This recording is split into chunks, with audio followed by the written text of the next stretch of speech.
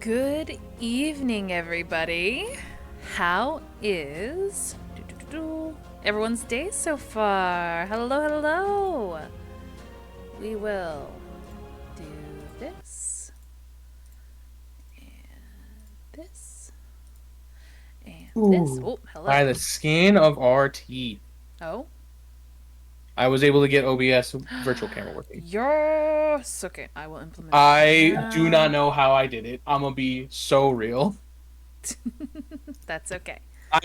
So I was like struggling for the longest time to add this. And then I was like, and then randomly when I was like, you know what, fine, I'll try to find another camera source, and that didn't work. I was like, man, that's weird. And then it turns out it's fine. And then we're So, here. you know. Yep, and now we're here. Hi, Devil.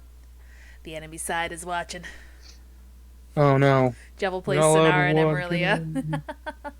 Get out of here! Daddy. Get out of So, here! fun fact for those who might only be watching Inkstained, I actually did sort of a massive lore drop for Inkstained on Emerelia Murder episode 52. Oh. Past session for Emerelia Murders. So, for those who might be interested, you can go over there. Um, so we do have some blank spaces. We should be getting Hex, who plays Jonas. But Jonas or Hex lives in Australia, so it's entirely possible he's still asleep because it's in the morning for him. So let's hope we get Hex soon. Mio, who plays Pin, unfortunately is unable to make it today, but I have already planned to excuse Pin regardless. And hi, Queen Dee or Delilah, who plays Ashram, unfortunately has just moved, which is exciting, but does not Woo. have internet set up in her new place yet. So hopefully we'll at least have Damien, Cece, and Jonas. Hopefully Jonas will be joining soon. All I right. just add him and just like love me. I want to sell the carriage. Oh, you guys want to sell the carriage? Well, there's a thing we're thinking about doing, and I know we were talking after a game. He's just like, I'm thinking about we might potentially sell it. And I was like, that could work. I was like, you're gonna want me to come with, considering I'm the person who can talk to people. Don't you? He's like, yes, please. I would like the Bard College of Eloquence to do College of Eloquence things, please. And I was just like, you got it. Beach episode, alright? Perfect excuse for lack of members. Gods, I wish. We'll have 4 hours of CC trying to sell the carriage. 4 hours of you being like, fuck you, a 20, just because you have a base 20 doesn't mean it's enough. Yeah. Also, as I keep padding out time in hopes that Hex shows up, you guys might notice that the bar along the bottom here, especially if you're a YouTube viewer, you might not know what's going on. I'm currently partnered with I'm currently partnered with Gamers Outreach as we are currently doing VTuber Summer Slam. We are raising money to put games in children's hospitals everywhere. They're currently smashing through their goals. They're currently at last I checked, $525,000, which is amazing. They've smashed through what they managed to raise last year, which I believe was about 400,000 something, which is Woo! mind blowing. We Let's go. ourselves, yeah, we ourselves, this channel has managed to raise about $230, you see on the bottom there, and we also have some incentives here, some D&D incentives. So we have $20 to give advantage in case you don't have the channel points to do so. If it's just CC and Damien, they might need the help. We also have $50 to add an enemy. I do have a roster of enemies that I can add as a just in case. And lastly, $100 to name an NPC. I'm going to say it right now. I have full rights to veto any really stupid fucking names y'all come up with. If you come up to me with Butts McFartface, we're not doing it. Okay? So be reasonable. But yes, you guys can totally help me implement an NPC into either campaign if you are willing to donate $100 to charity. All right. Woo! Woo. Also, I was going over notes from last session. I forgot we had the whole like the diner experience, and in my notes I just have Ashram trying to explain sour cream to Jonas, and I was like, oh god, that happened. And then also Ashram eats nachos with a fork and knife, and I've never been so upset about seeing seeing what I wrote down. Yeah. Yeah. I forgot that happened. There was a lot of that went on. Additionally, especially for the YouTube viewers out there, tonight's episode is going to involve some of Pin's backstory. For those who may have been watching Inkstain thus far, you can probably already pick up on the not so subtle notes that Pin doesn't have a great backstory. So there may be some moments that make you, the viewer, uncomfortable. I have already gone over things with my players, and my players also have full permission to cut me off if it is too much for them. So just please tread carefully, and if you need to skip this episode, that is also completely understandable. I was so focused on getting the OBS thing set up and done. I have to run for literally 30 seconds to grab soup before, in case there is an inevitable food description from Oko. Everybody, which will make anyone and everyone hungry. Okay, you go. So, be right back. Very, very true. Also, one of those fun instances where I forgot I had muted myself. Oh no! Whoopsie. But you're back. So was there anything you were trying to say so we can pad out some more time with Frank's BRB? Um. Uh. Nothing intelligent, I'm afraid. Oh. Okay. Uh. I'm one of those people. As soon as even if I have a topic, as soon as I put it on the spot, it's blank, just unwritten whiteboard. Just it's all gone. Like shaking an etch and sketch.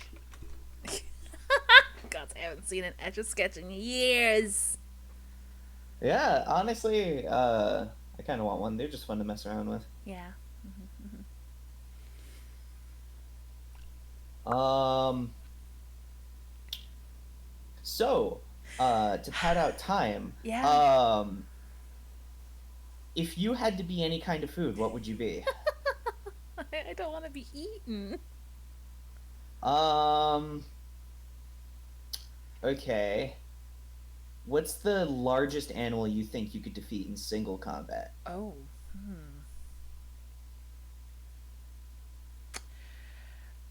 Uh. Do I have any weapons? You've got your bare hand. You can only use the physical might you possess. Shit. How much time can I prepare? Um, I'll say it's like cage match situation. So you're just gonna get tossed into a dirt ring with this thing, and you gotta beat it.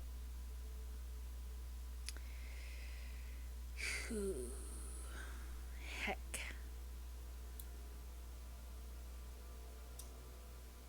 I think I could probably take on a deer. Really? That is a crazy assumption to make. I was also listening in on the whole time because I have Bluetooth headphones. Taking on a deer is a wild statement. They are so scary. Yeah, they got hooves and antlers, dude. Hooves, antlers. If you're doing it now during breeding, like mating season, when there's also little doe around, they will rock They will you. fuck your shit. Have you not seen them just stare down a car, being like, "All right, yeah, I'm ready to die today. Let's go." They show no fear. I don't know. I mean, whenever I walk in the woods, I'm always just like, one of these days, I might have to fucking defend myself against a wolf. I got this. So yeah, probably a wolf. Can I ask a question that drastically will change my answer? If I whatever animal I pick, do I have to fight it in its realm, i.e., underwater, No, above ground, or whatever, wherever it resides? Buddy said cage arena. Yeah. Cage arena? Dirt ring. Yeah.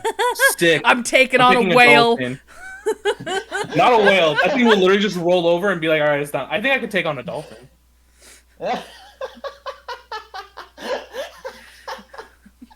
I think a dolphin, it would be a little hard initially because it's they're slippery because water. You just gotta but wait. I think I got that. As long as I gotta make sure, since it's on the ground, I just gotta make sure it doesn't flop to my face because it has a beak with sharp teeth that tear through fish, and will murder me instantaneously. Right. All right, so Now that Frank's back, we'll do a little recap from last time. So last time you guys were in DevCast and Ashram started. Sorry, Cece went and got some fake identities for a few folks, Ashram included.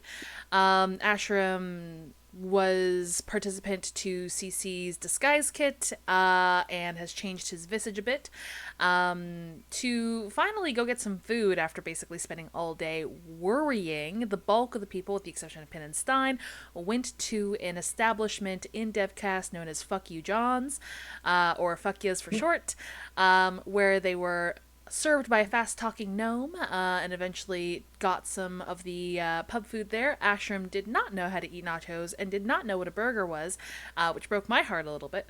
But we basically just got illustrated more and more that Ashram grew up very sheltered. Whilst at dinner, Cece was contacted, we'll say, by an arbiter who called herself 3 and basically said, we're going to play this little game of cat and mouse, and if you want to opt out of this game early, you can just give Ashram up to us. And Cece was like, fuck that noise. So everybody reasonably got spooked. Went back to the warehouse where the caravan was and managed to catch Pin as they were trying to slip away to go revisit the facility that they keep talking about, which is in DevCast. Damien got to try out his new spell on a number of people, Pin and Cece being the 2 people he tried it out on, and it turns out to be a success. Pin and Cece had a bit of a bonding moment and learned a little bit more as to why Pin is so adamant to go visit this facility. And Cece gave Pin one of his rings, which was super sweet. And Jonas went to bed with 1 arm and woke up violently with 2. This new arm has a mouth in the palm, is a darker color, and has bioluminescent freckles on it.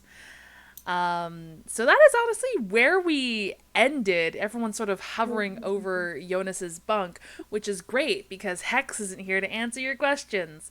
I will say also, Pins had that ring because I gave that to them in early on because I was just like, I think they're gonna try to do some shenanigans. And I was right. Locate object, a locate person at home. Oh my gods. Alright. Okay. They're a goblin. What do you expect? They are a goblin. They are a goblin disguised as a warforge. Goblin piloting a warforged mech. I was gonna say it's just 3 goblins in an Iron Man suit. Yeah. Oh, that's a good one. I like that. Okay. All right. Jonas will look up at all of you as you've all surrounded him as the pain starts to subside, and he fuck, I don't know how you would handle this arm. Damn it. Hex, where are you?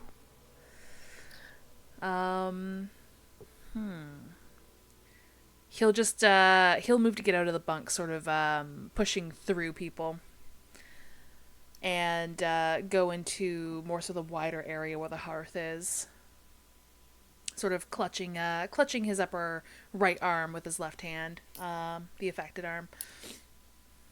Okay. I'm just gonna assume Damien sees this. Yeah, if I remember correctly, a lot of you sort of like crowded his bunk when he was screaming. Yeah. So Damien sees that, and he just looks down and says, "What the heck? What the heck is going on? What's wrong with your arm? Or more so specifically, your arm. You have another one now." He will. Oh, sorry. Go ahead. No, go ahead. He'll lift up his right palm and sort of gaze at the maw in his palm for a moment there before sort of balling his hand once again.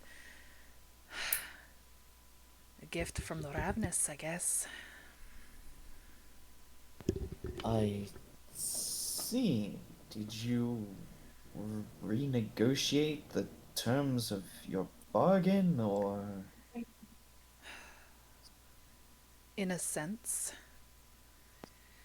And he'll I sort of look over at you guys. We need all the help we can get, right? I Buddy, are suppose you that's clipping your nails? my cat's nails actually. Oh, okay. Um, I apologize. I have a bad habit. Like I need something to do with my hands. Anyways, um, but he looks over and he just says, uh, well, I suppose in regards to your dealings with the Ravenous, I'll trust your judgment on it, as you've been dealing with them more than, well, any of us really. But if it's all right with you, I would still like to take a look at it and better assess whatever is going on here.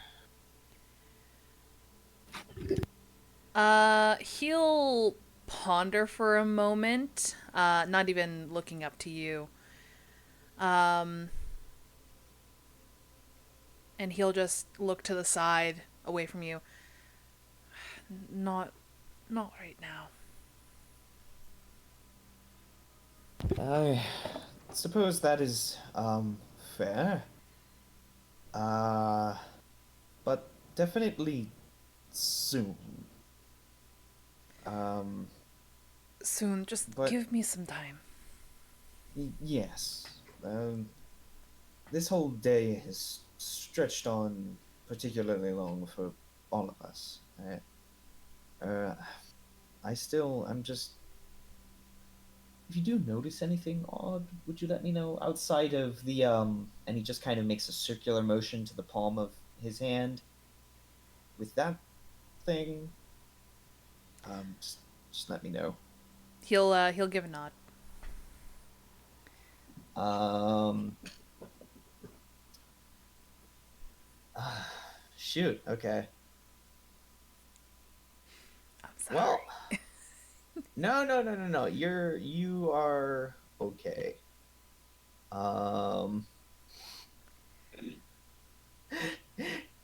it's just like okay.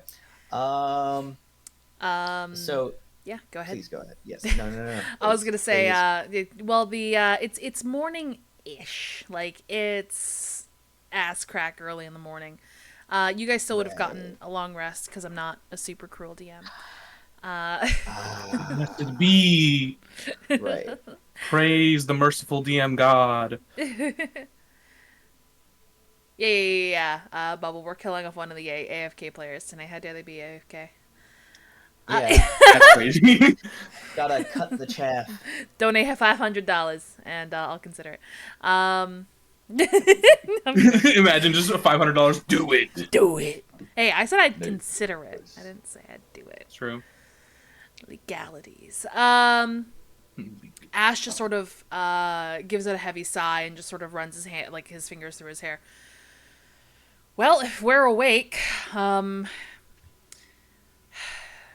might be best to maybe go try to get some ox for this fucking caravan early so we can leave early. Right? I I agree. I think that that is a wise course of action. We didn't decide on what we were doing last night. We were talking whether or not we would take a teleportation pad to get to Kelpsic quickly, or if we were going to travel the roads and, give us some time to be hopefully undetectable, surrounded by forest, give you all some time to hone your skills, give Damien some more time to practice his spells, or to Mm-hmm. come up with new ones.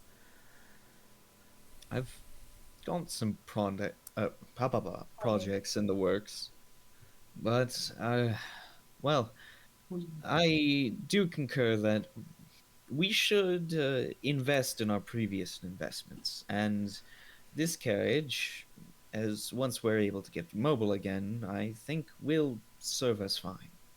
So yes, I think that we should get it well equipped. So, okay. Well, I mean, I can go because I was believe I was talking to Jonas before everything happened. We were talking about doing some things. I don't know how much money everybody has. Um, Well, you know depending how on that much I answer, we got, know. and Ash will hold up a single gold coin. Right there with you. As I realize I have spent so much money in literally the span of 24 hours. It is like it hurts my brain, and I was like, I know I did. It makes sense, but also, Is there? How much were the ox again? Ash says. The DM knows. 1600, I believe. Let me double check. No, no, no, no. I don't think it was that much, was it? It was. Oh no, wasn't it? It was 800 a piece because it was, I believe, Ah, no, no. I think 1600 I for think the you said it car. was 800 for both of them. So 400 Okay. apiece. 400 a piece. Yeah, that sounds about right. Oh, because it was 2400 total. Yep, that makes sense. I he just kind of Damien opens up his coin pouch and he says, "I still have a decent sum, I would say." Do you have enough Uh, to at least get one ox? Like uh 40 platinum. 40 I mean, the with the total I have on my sheet, no. But I also know that we keep running into the issue of who actually had on them the amount that Damien didn't take right away. Hex, why don't you have any money written on Jonas's character sheet? I'm the DM never know. Hex! Surprise! Surprise! Oh my Hi god, thank guys. gods, yes. Do you need a minute? Do you Welcome, need to go welcome, get like welcome. some tea or coffee or breakfast? Yeah, I do. Okay, go take care of that.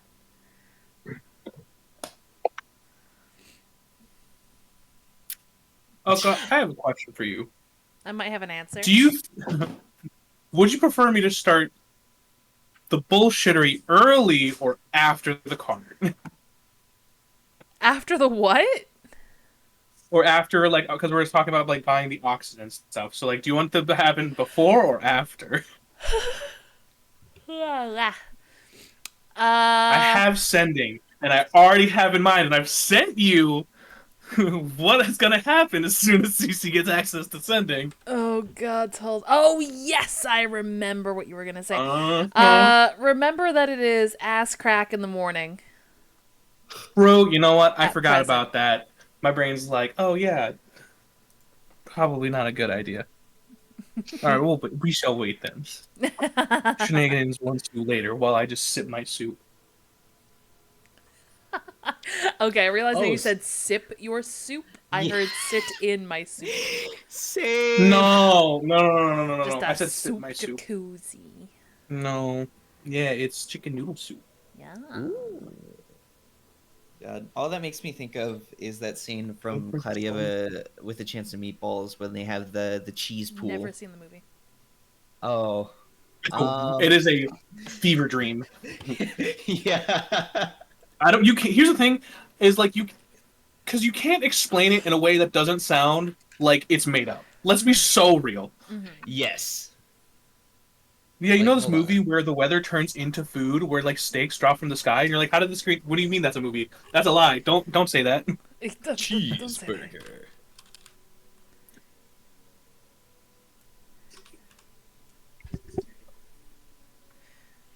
All right. And then the food comes to life in the second one. What the fuck? Oh, That's the see, you scene just from the movie. shared Yeah. the gif of the dude in a nacho can?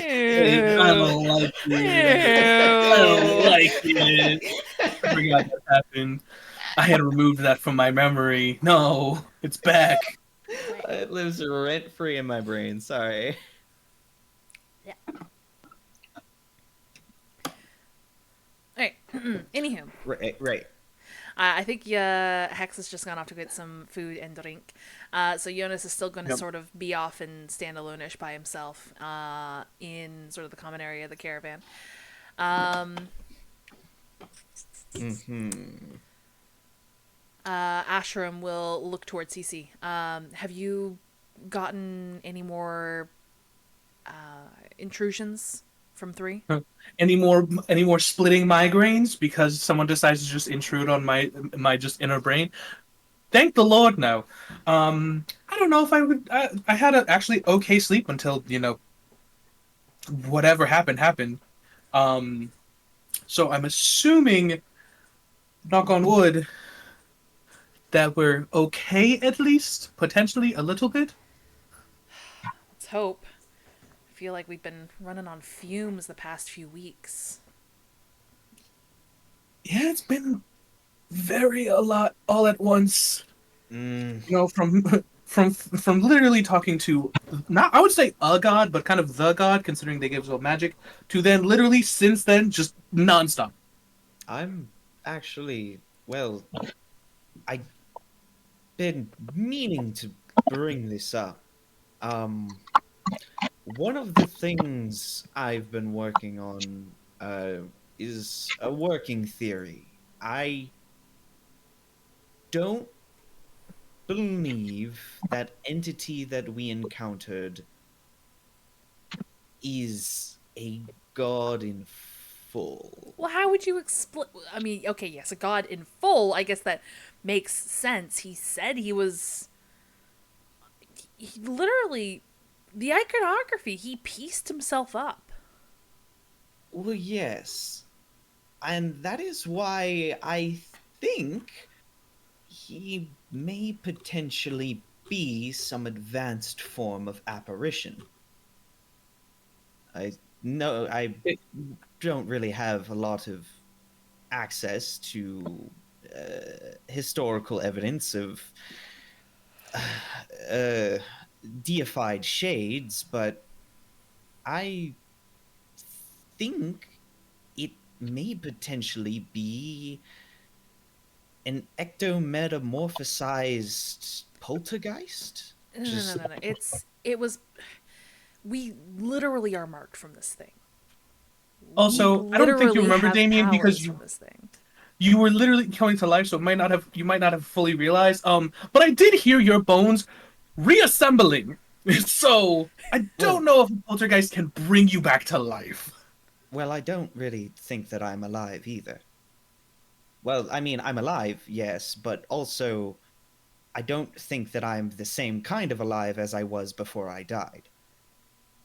This is too much of a deep conversation so early in the morning. I've kind of been working on these for a minute, and yeah, it's kind of bubbling up here. But yeah, I'm going to keep working on these, but I'm definitely a part of camp. I'm at least decently sure that this thing that we're dealing with is more of the shade of the being we think we are dealing with. Well, I mean, I would say that he may be quote unquote weaker than he would assume, but that's one, he's given parts of himself, and two, I feel like God's probably become maybe not as powerful considering he told us he was forgotten, and that's part of the reason he's upset, and also using his gifts to do all kinds of non okay things. So maybe a combination of both of those would be why he'd be quote unquote like weaker. But I don't know about the whole ghost Well, thing. it's less so him being weaker and more so specifically the obsession with, well, to put it simply, their regrets or feelings of injustice or revenge. Uh, Many specters can derive great power from the maelstrom of negative emotions that boil within them. That is how a typical shade becomes a poltergeist. And Is they many be people can be driven to insanity based on regret or a powerful enough emotion. Exactly. In fact, most shades, and specifically most poltergeists, are insane. They can't, they don't see the world for how it is. They're stuck in that moment of anguish. He kind of like raises his hands in a very uh, half frustrated gesture, half so you can tell he's having trouble finding the exact right words.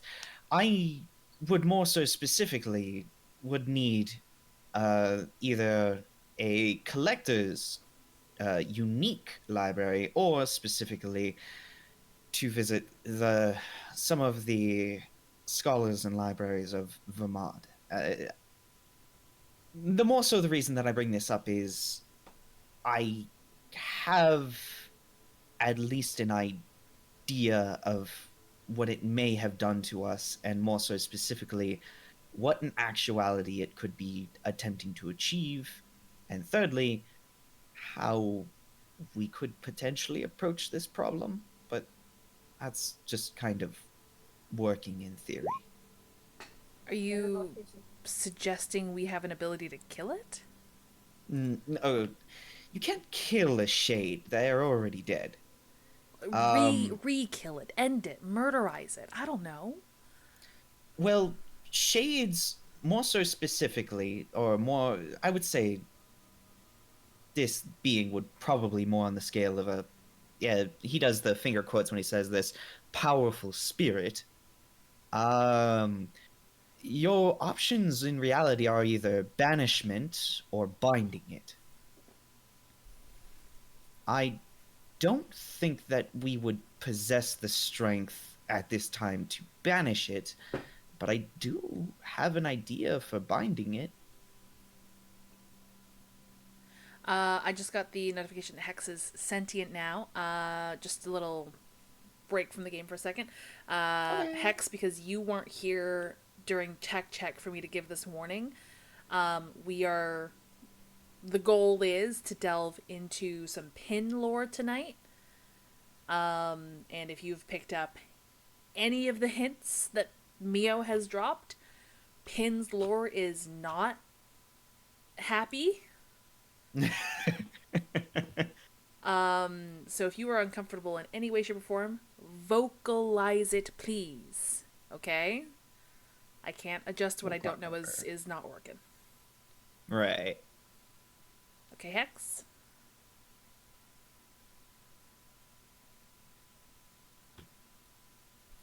Hex? I am not getting a verbal confirmation from Hex. I see his green circle lighting up. Come back to us, Hex. Hex, you might have to leave the call and come back, dude.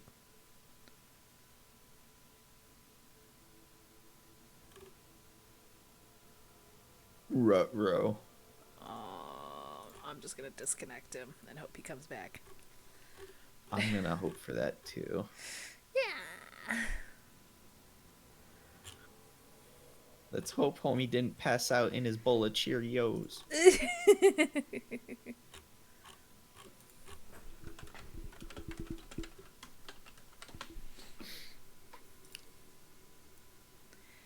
So how you been?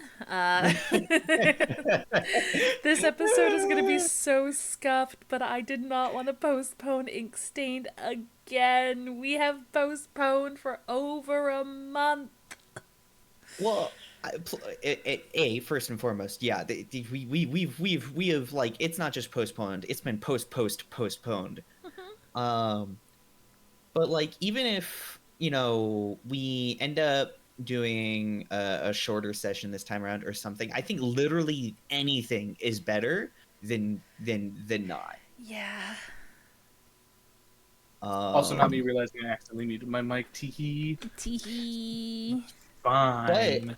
But to further kill time, does anyone know anyone who has kind of a background or a basis of information for creating webcomics / webtoons? Why? creative curiosity for expanding horizons. Okay. And it's Uh, a point of topic, and I more so specifically, if anybody, I would figure you, Oko, would know someone I just from have circles. posted webtoons before. Wait, you have? Yes. What? But that is a topic of conversation that could dox me, so we're not going to do that on stream.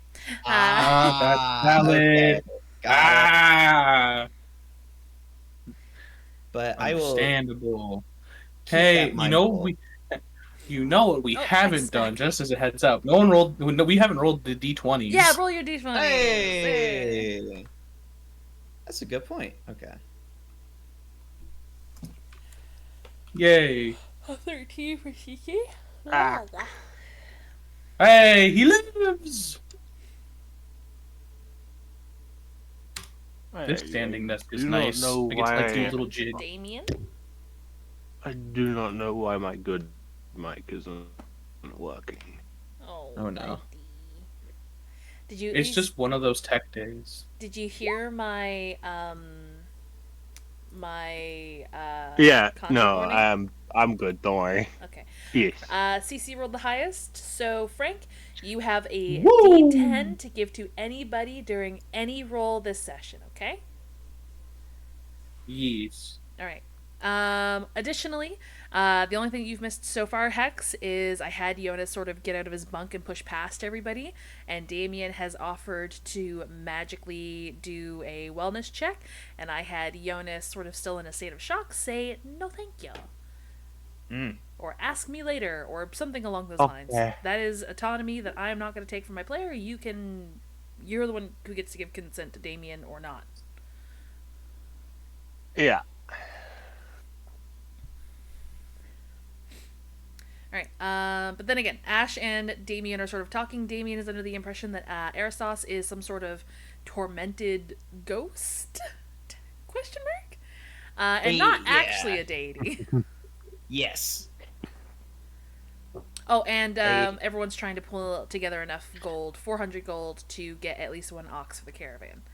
And you also need to decide whether or not you're taking teleportation pads or if you're going to be taking the long way around. I believe we did discuss teleportation. Teleportation I was like, might let's see, it's not- cost us a lot more money.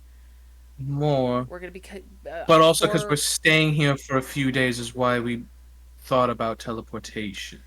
True. For Pin's thing, and Ash will start looking around. Where's Pin? Oh, God damn it. Damien, like, Immediately. Immediately what? yeah, go ahead. Sorry, I was gonna say immediately as soon as they say, "Where's Pin?" CC's immediately just gonna cast locate object and be like, "All right, where's the ring?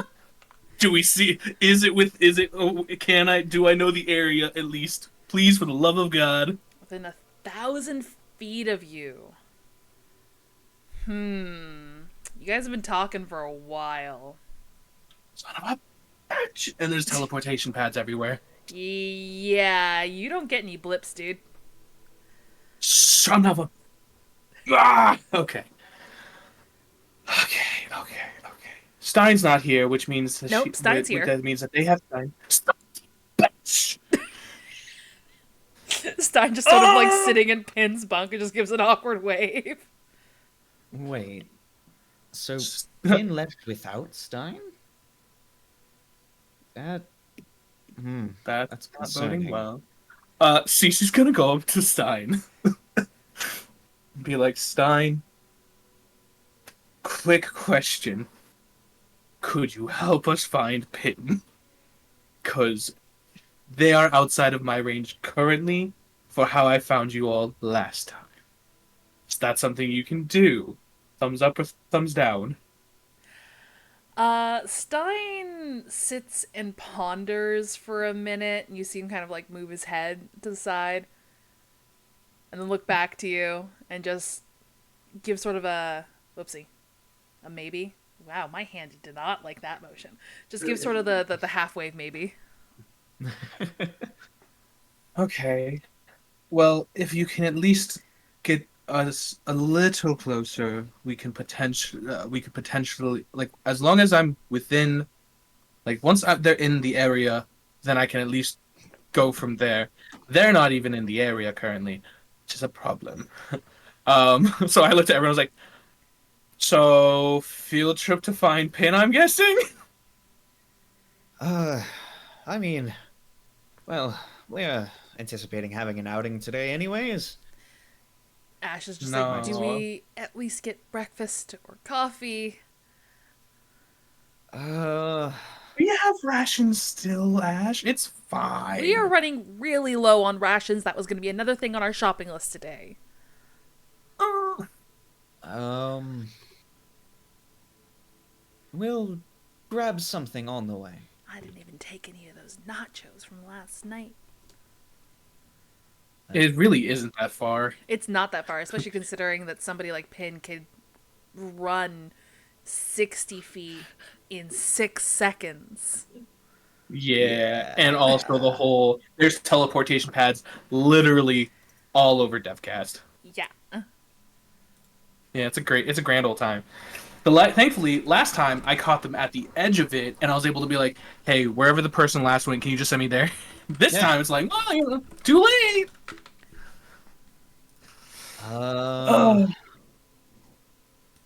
Yeah, I suppose Damien just very quickly goes to throw on some casual clothes, which is just the same clothes he wears every day. Every It's Casual Friday every day. Every day.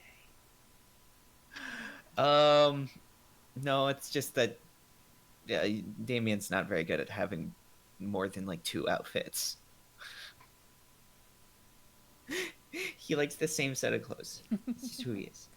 But yeah, so Damien's just gonna kind of get ready, put all of his necessary bits, bobs, and tchotchkes onto his personage, and then he'll just kind of move to get, basically wait outside the carriage. But before he leaves, Damien does turn to Stein, and he does says, "Well, I understand if there is a degree of confidentiality between you and Pin. Do you have an idea of where they may have gone off to?" He gives you that sort of same half shake that he gave that half yes that he gave CC. Mm-hmm. All right. If only Stein could talk. Right. I was like, I was like, I know, in terms of Cece's understanding of the beep boop language that Stein speaks, considering from the cave session, is like, I basically know hola and adios. That is about it. Now, why'd you say that? Because now all I can think of is Gonzalez from Red versus Blue. You're welcome. You're welcome. All right. You all get ready. Some sort of semblance of ready. We haven't heard from Hex. Is Jonas joining for this expedition? Yeah, he will be. Okay. You all get out of the caravan and get ready to leave the warehouse, I guess. Okay, I have a question. I might have an answer. Because there was that whole thing that happened at the DLE Yeah. that we talked about. Uh-huh. Dog barking at the door, sorry. Mm-hmm. And would CC be able to kind of like think, considering maybe they're going to either back to the DLE or like wherever that like wherever Ironbrow was like talking about when we had discussed all that. It's a thought that crosses your mind. Son of a bitch. I don't even know where to go for that. I'm gonna let Stein lead the way, and we'll just see what long happens. distance communication. Oh my God, you're so right. That's crazy. Son of a bitch. I was literally waiting for you to like clue Oh my god, that's crazy. Yes, and I'm gonna cast. So I'm gonna break concentration on the locate object because that's concentration on that one, and I'm gonna cast sending uh to pin and be like, basically, kind of in a question, be like, "Hey, pin, where are you? Where'd you go?" Oh, If it's where, shit. Would Pin reply? That is an excellent question. I legit thought you were going to send to Ironbrow or Ross. nope, I'm gonna ask pin directly. Who? Okay. You send a Pin asking where they've gone. And they'll reply with where I've been trying to go the past few nights. I'll be quick. They didn't bring anyone. That was the one thing I asked. The buddy system exists for a reason. Okay. Um, hearing that, I'm like, okay. So I know where they're going. I don't know how to get there. Um, how fast? Yeah, because I know they talked about, but I don't think we actually discussed like where it would be. You guys did not. Son of a bitch. Um, do I really want to do that already? Do I really want to do that already? I'm burning through spell slots so fast, and it's like 5 a.m. It's 5:30. It's so early. Son of a man. Um.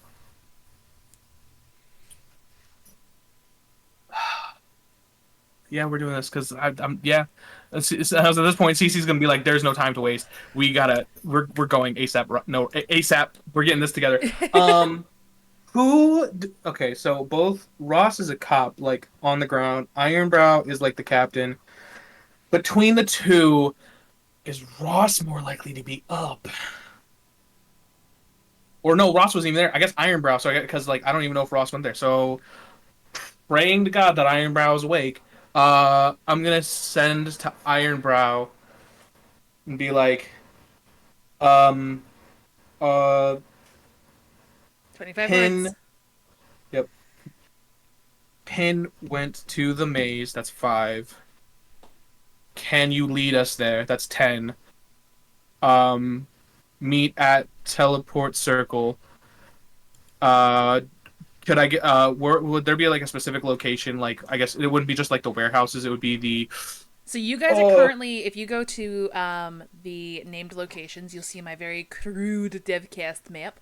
You guys are currently in the industrial district. industrial district. Yeah. Yeah. Ross's So meet. Ross's place of employment, the DLE outpost that you guys went to yesterday, is in the market district. So there is a single Yeah. teleportation pad in each district. Yeah. So then I would say meet at teleport circle at industrial district. That is 23. Okay. How many Um, words does it cost Please, I would to say add put a please at loud the end because I blaring do have one alarm? extra. Yeah, I have like 2 extra words. I'm like, I gotta put please Please. at the very end. Hex, what did you say? How many words does it cost to add a loud blaring alarm? This is the very beginning. Just a scream into the ether. Frank, I'm gonna get you to roll me a persuasion. Fuck. Fuck. What do you mean, fuck? You're Okay. an eloquence bard. I This is forgot. your My bread and brain. butter. Listen, you're right. You're so right. I'm sorry. You're right. Don't even worry about it. So that's put as a 10. That's 20. Jesus Christ. As you guys are sort of Eloquence board things.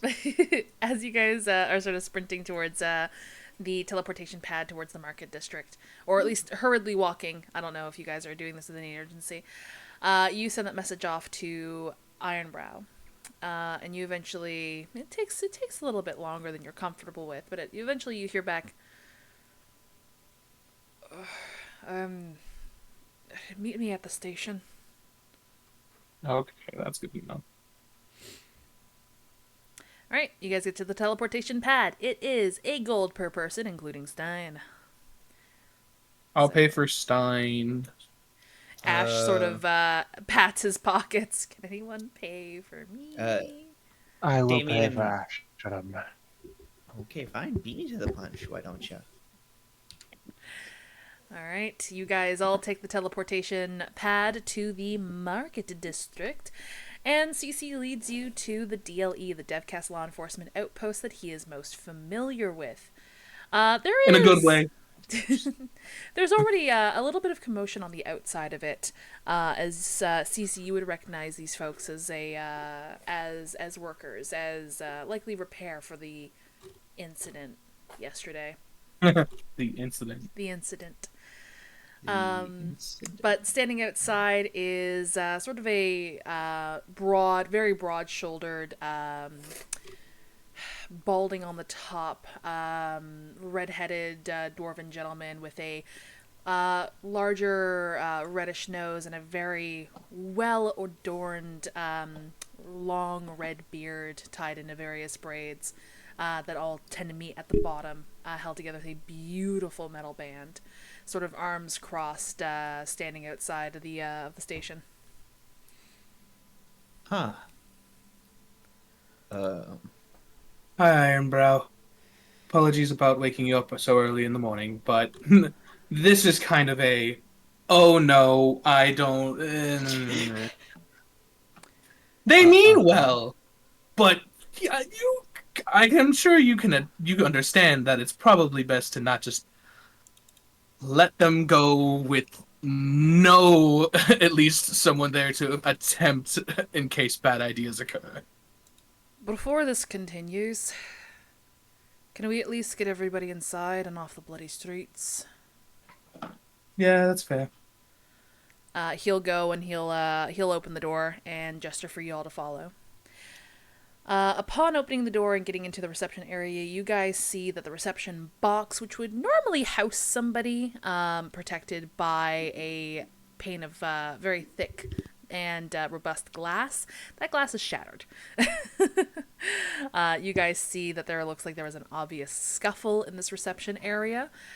Ironbrow just sort of tiredly walks over to the door that would lead to the office area. You guys watches his boots sort of crunch glass underneath his feet.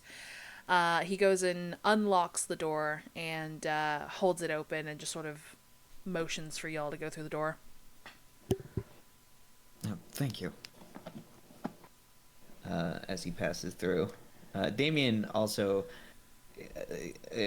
having seen all this various destruction and property damage, has been looking very concerned.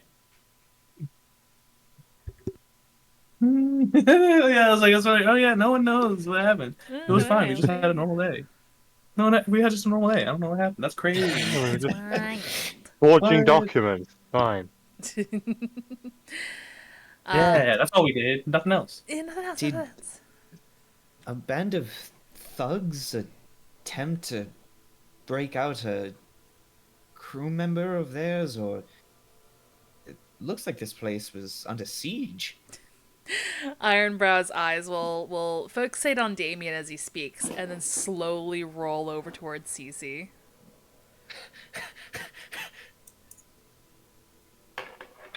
Let's just say that Pin's not allowed back at the DLE, and we'll leave it at that. If anyone's been injured, I'm more than happy to tend to them if necessary. Nope. Nobody was injured. Not for a lack of trying. Damien sighs in relief. Thank goodness. You guys are led into sort of a stagnant office cubicle area.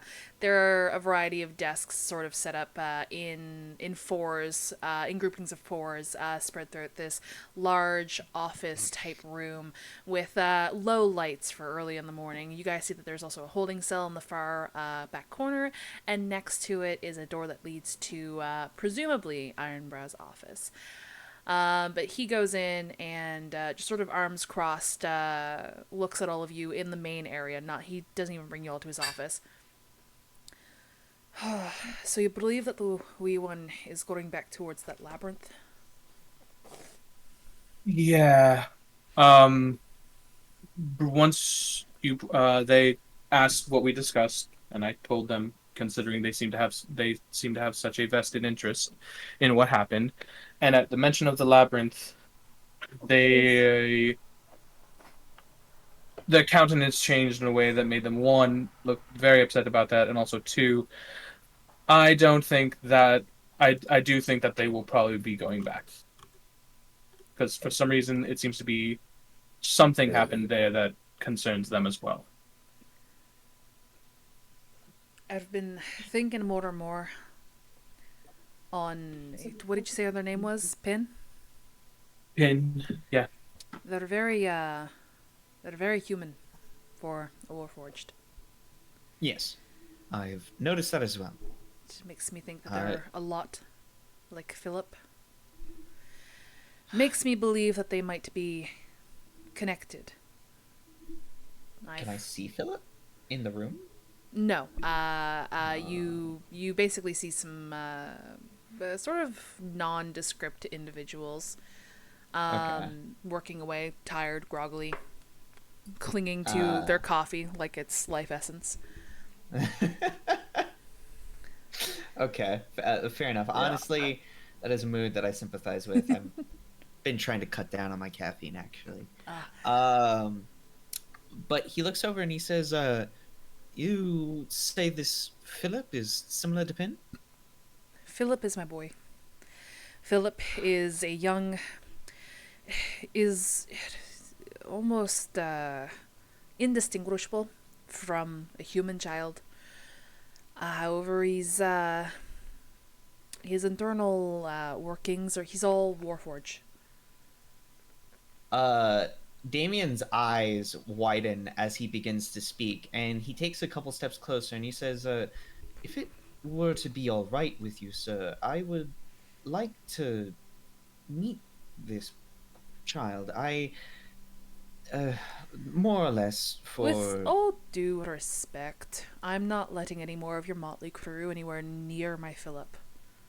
I understandable. I get Not what you're since that saying. little animal that this one, and he points up to Cece, brought to my station yesterday, damn near tore down the entire station to get to Philip, claiming that his name was Oscar. Um, may, may I speak with you aside for just a moment? Anything you can. You unable to say it in front of your friends? It is a matter of patient-physician, pointing to himself, confidentiality, You're a shepherd. and I ain't no doctor. also, well, one must become what the times require.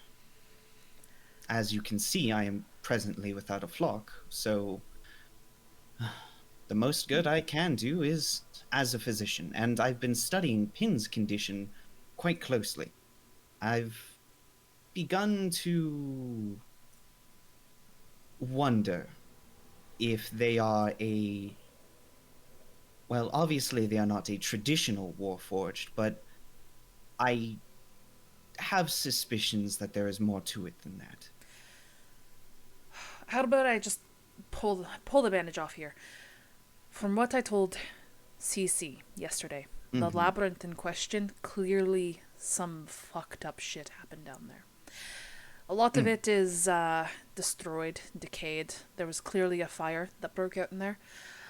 And the individuals that we found Philip, non-responsive, until I brought him to AAA, and they managed to get him back online. We found a pair of twins that were a mixture of organic and artifice, and they are currently in recovery. They were trapped in presumably a bedroom, very small, inhumane living quarters for two children.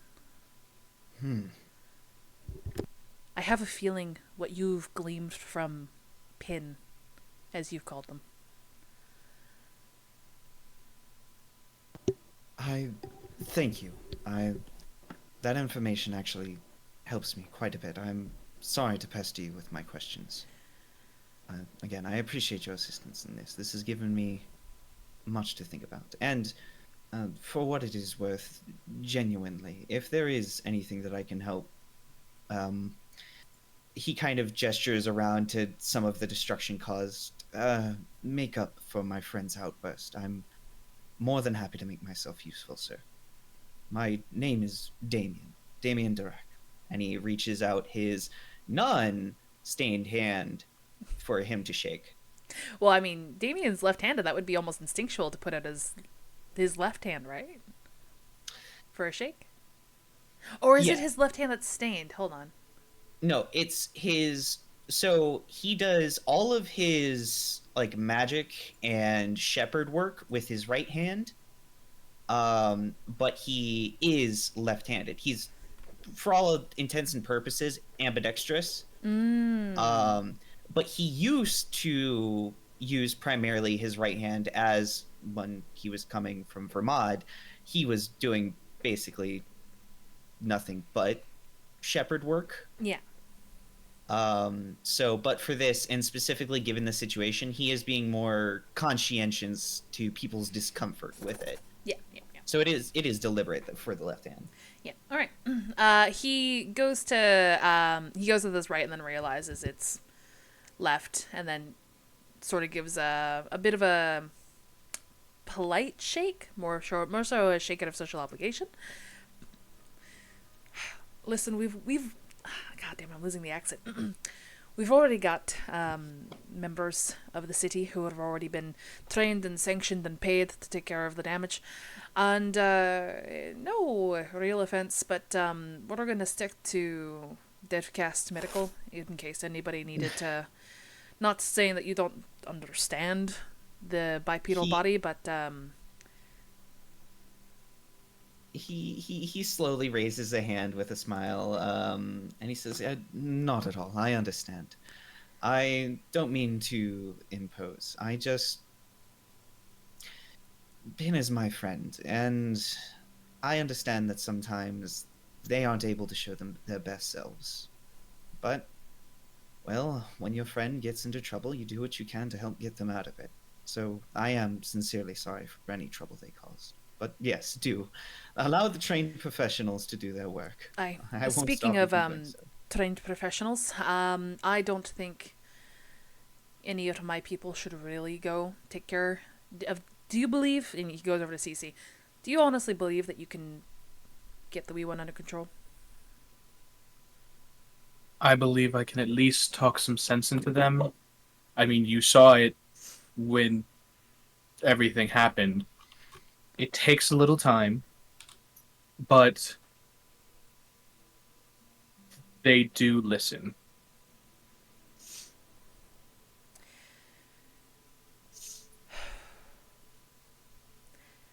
No matter what happened to them, as you've already said, what happened there was atrocious. But in the end, Pin is still a child at heart, and I believe that, and so it is one of those ones where sometimes you have to understand why they are doing what they are. That doesn't mean it's correct, but I can at least usually talk some sense into them. Mm-hmm. I do believe that you all should be doing this by yourself. I do believe that you all should at least go with a member of the DLE. And I have half of mine to send Vivian and Frankie. But I also know your familiarity with Ross.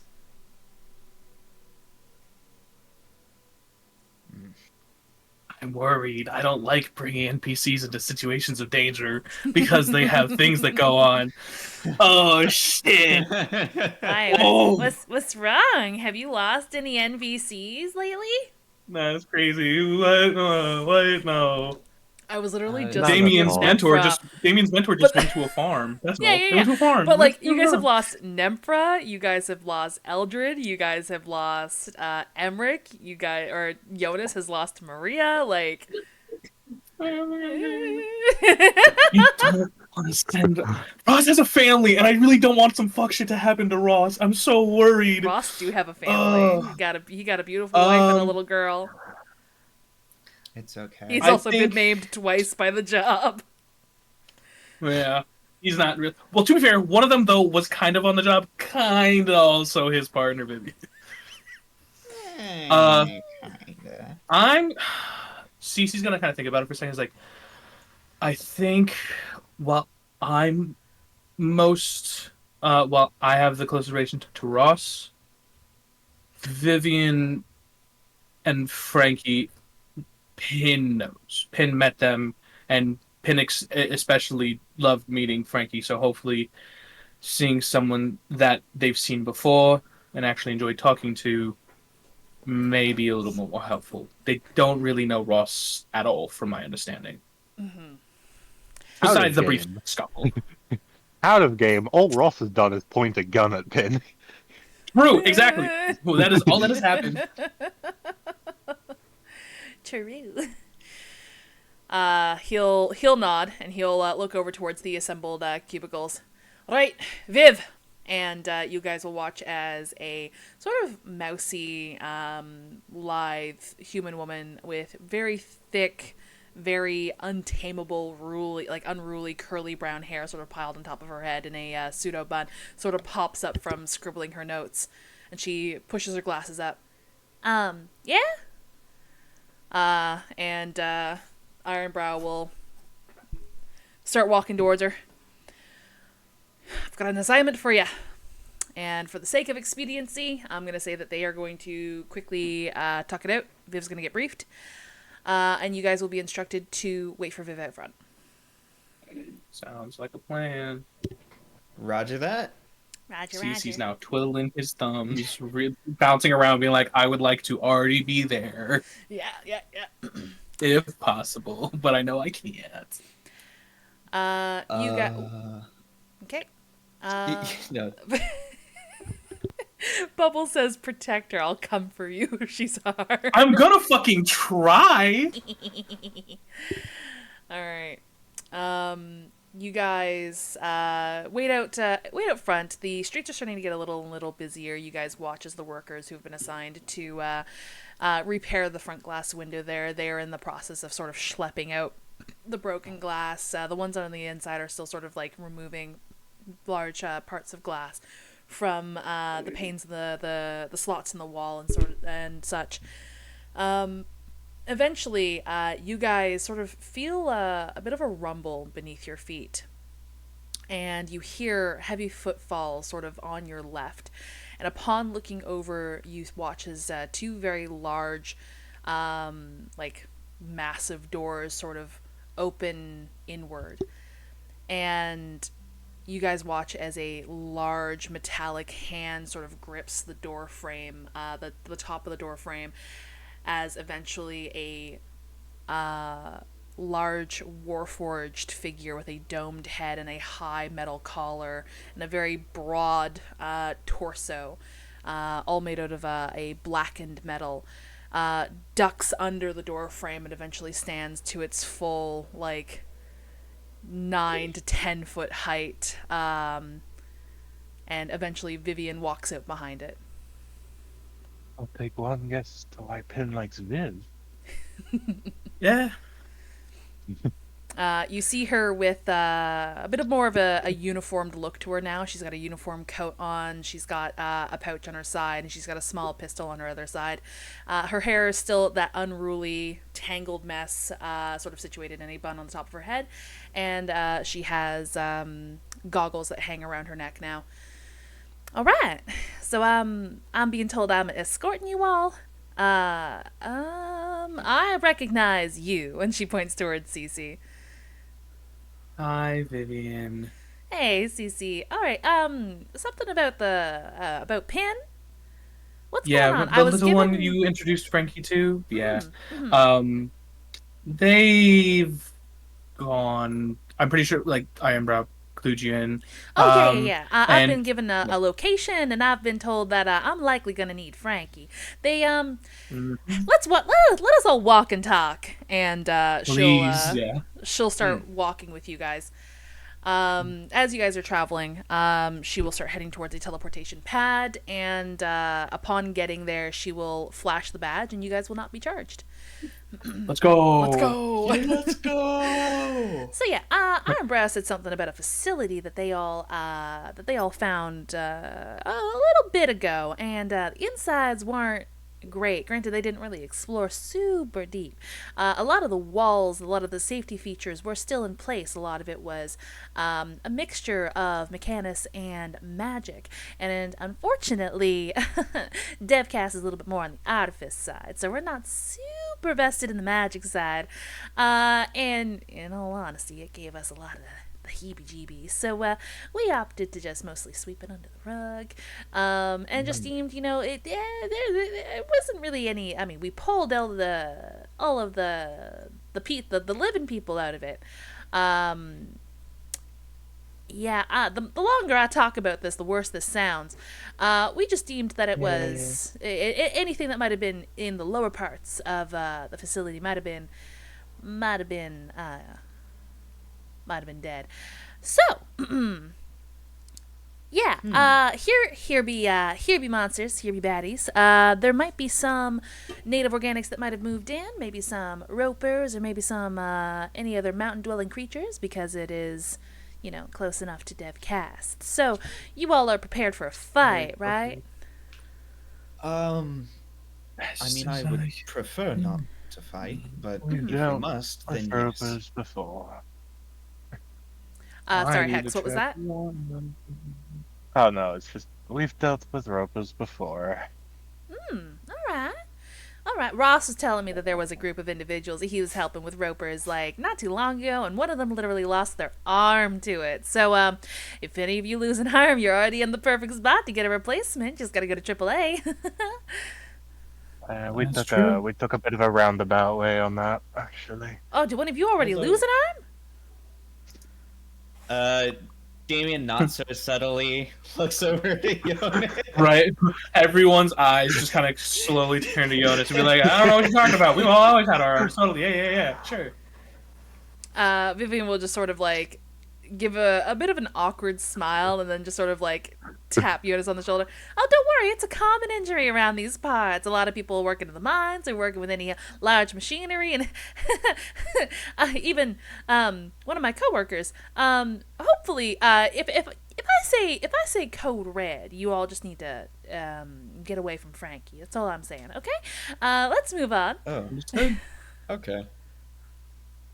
I suppose that's a good point, though. He does look to his party. If I apologize if this would be impolite of me to ask, but should the case in which a limb is forcibly removed from your personage, I feel a little selfish to ask, but I would like to attempt reattaching it. If you lose an arm, can I keep it? He says. Can I keep it? Well, I guess we'll see. I figure it would. Okay, when I say this out loud, it sounds bad, but it would be good practice. And hearing that, Cece's just I was like, yeah, okay. If it happens, I don't want it to happen, but you've already practiced on me already with one other thing. Sure, why not add reattaching body parts while we're at it? I mean, I would say so far I have a really hope good track record. I just really don't want to have my arm reattached, because considering that means it has to be detached at some point, but... Well, yes, ideally I would prefer for you to stay completely intact, all of you. But, well, he points over to Vivi, what's her name? Vivian, okay. Vivian, as it has been pointed out, accidents happen. I'm gonna fully confess, though, please don't attempt to practice on reattaching my arm. I'll be fine on my own. Thanks for asking, at the very least. I'll take mundane healing, however, if you've got, a good old-fashioned cure wounds up your sleeves. No, but he can give you part of his soul. Oh, okay, you don't me? need to lead with that. And also, he raises his hand. That is a misconception. I'm not really... It's not pieces of my... It's life essence. It's more so just a byproduct of being Kool-Aid. alive. You know what, darling? I- How about you just keep all of your magic to yourself, honey? I'll take care of myself. I'm a big girl. I got it. Jess. I'm He sorry. he kind of just rubs his temple a little bit and then just kind of nods at her and he says, Of course, I have no ambition to use my particular skill set on anyone who would not wish it used upon them." Oh, it's you're a shepherd from Vermont, right? Correct. And I also noticed this one, and she points over to Ashram, probably from Kelpsa, the way he's dressed. And Ash just sort of gives a, well, yes. Listen, you all magic types. I'm full confession. I'm a DevCast girl through and through. All right, and we don't have the best experience with magic here. It's one of the reasons why we lean so heavily on artifice and why we're stepping away from magic. And in fact, we've recently learned how to, capture and control electricity in order to do things like turning on lights instead of what they normally do in the rest of Belmass, where they use magic to do lights in homes and things like that. Magic is just unreliable and chaotic at times, and it makes a lot of the common folk unnerved. So try not to take too much offense. I do apologize. I know that's hard to say, or hard to do, but I'll take care of myself. Thanks very much. No, it's no offense taken. As much as it does hurt me to say, magic and its practitioners, they have, for good reason, earned their reputation and distrust. So, I will say, in cases like these, it is better to stick to what you know. And I cannot refute that, from what I have seen, your industry and machinery that has been crafted in this place is, well, more on average, safer and more reliable than what I've seen capable of many a caster. Thank you very much. As an artificer myself, I'll take that as a compliment. Indeed, I would say that DevCast is quite unlike anything I've ever seen. Just wait until you see. We got a flying machine currently in the works. It's been the news of the kingdom. Apparently, it's getting closer and closer to taking its maiden voyage for, the wealthy connoisseur. But that being said, she'll eventually stop at some stables near the entrance to DevCast. We're going on a little bit of a walk, so I think it's going to be time for us to rent a little something. Are you guys proficient riders, or shall we just go get a cart? I will be frank, I am not proficient in riding anything other than a carriage. Noted. And she'll nod and she'll pull out something small from her pouch and then go over to approach the stable hand. Through brief overhearing of conversations, you guys gather that she's getting a travel carriage, provisions of the DLE, and she flashes the badge. And eventually a 2-horse carriage is brought out. Yo, having a cop person come with us is really helpful to avoid having to pay for stuff. This is great.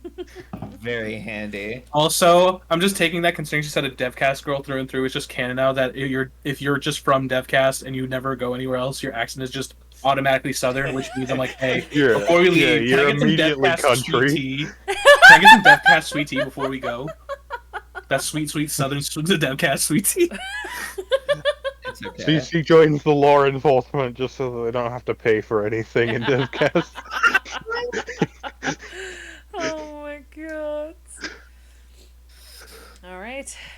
You guys get 2 horses and a carriage, and Frankie sort of walks alongside as Viv will opt to take control of the carriage because this is currently property of the DLE.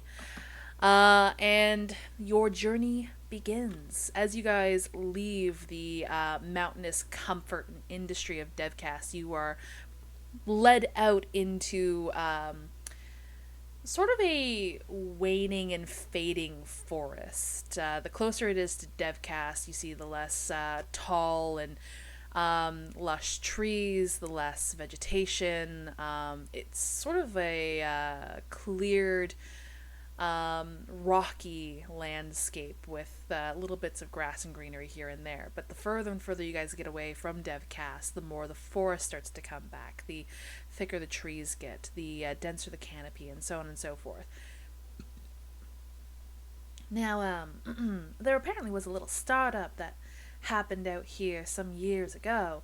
All their paperwork was in order according to the file case that I have here, but seems spontaneously they stopped paying their taxes and such, which is one of the things that prompted our investigations. Damn, taxes got another person just like Capone. Hold on. Asherim, I just does your friend dabble in tax evasion? Wait, what? Which friend? The one that Pin tried to kill you over?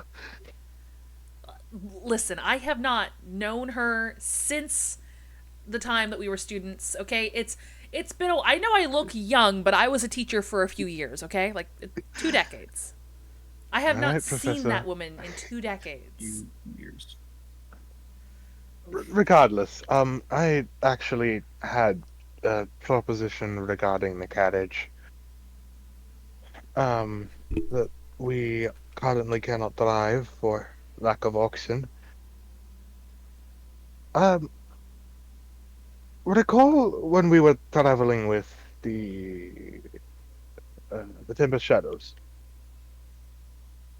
They had the key that opened their carriage to That a key much would bigger be so sort good to of- have.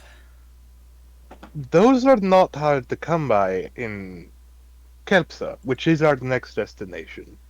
It's true. We could sell the large, luxurious carriage we have for a rather hefty sum, get a smaller carriage, maybe a single mechanical horse. We can travel light, and we're heading immediately to Kelpsa anyway, so we can just pick up the key once we're there, and we have lighter, easier, faster travel without sacrificing on the livability. Getting one of those keys would definitely protect us from divination magic, as, you know, divinators, scryers, so on and so forth can't view in on us while we're in our own pocket dimension, which is what those keys are for. Correct. Uh, We will have to, if we are going to sell the carriage, I'll have you perform a few spots of mending. I know Morgana roughed it up a little. hold on. Does Ash have mending? I know that Pin does. It does.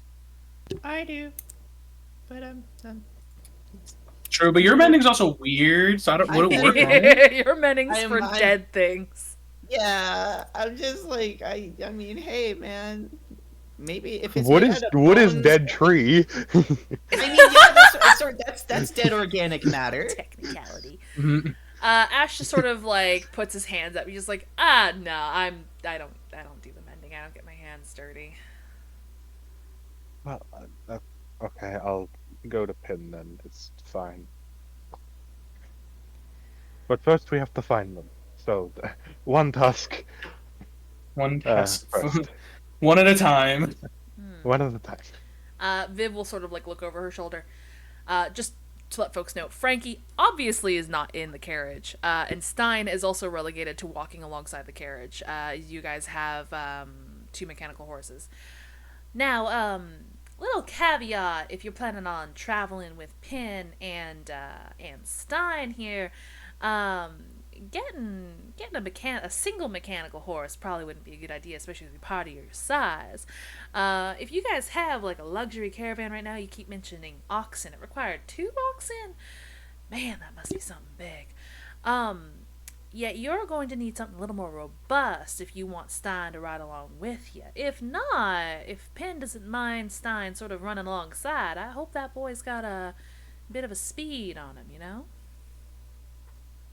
Well, the idea was to mix the carriage with a little sort of dimensional magic, in which case Stein wouldn't actually be inside the carriage anyway, more sort of in a little reality pocket. I don't know, Keltza is weird. I didn't spend much Yeah, time no, there as a magic child. is weird. You're telling me that you're gonna have Stein in a pocket on the caravan? Effectively, Just fits in Pin's pocket. It's just like, hey, beauty. it's just Yeah, no, I'm not gonna pry any further. I'm a trust you all magic folk if you all know what you're talking about. If you got this all planned out, I was just gonna point out that Stein, as adorable as he is unfortunately a little on the heavy side. Not as heavy as Frankie, of course, but Sure. um, yeah, a little on the heavy side. you think we could attach wheels to his feet? Oh, I I wouldn't mean, recommend drag that. You're him gonna give him Heelys. I would not recommend that. Unfortunately, a lot of automatons like this tend to be a little on the top heavy side, and well, a Ah. little bit of unbalance, and all of a sudden they are on their back or they're face down. It's quite difficult to get them back up. Oh, I These was guys not both aware that noticed that that. was a concern. Also, I want to see. Does Viv ever notice that Stein now has? Because last time I saw Stein, I actually know they saw him in police. I was like, Stein has both arms again, for better Well, or for worse. she knew that Pin was off to go like get him a new arm, so I think True. Yeah, it's not fair. really a surprise that she's not about to talk artifice with you guys. True. I know how to say hi in artificer, I guess. I don't know. As we're walking, Stein is attempting to teach Frank card shark, like tech. Frankie I was trying to like, I hold literally these taught tiny this to cards you. in his massive mitts. I also love how like Viv is a character I had in Emerillia before I started getting players for Inkstained. So I have Vivian and Frankie, and then Mio comes Oh. by and brings up Pin and Stein for Frankenstein. So like we literally had the same inspiration, and we just each pulled like different Oh my words from God. it or different names from it. I love it so much. What is this some fucking synchronicity? um,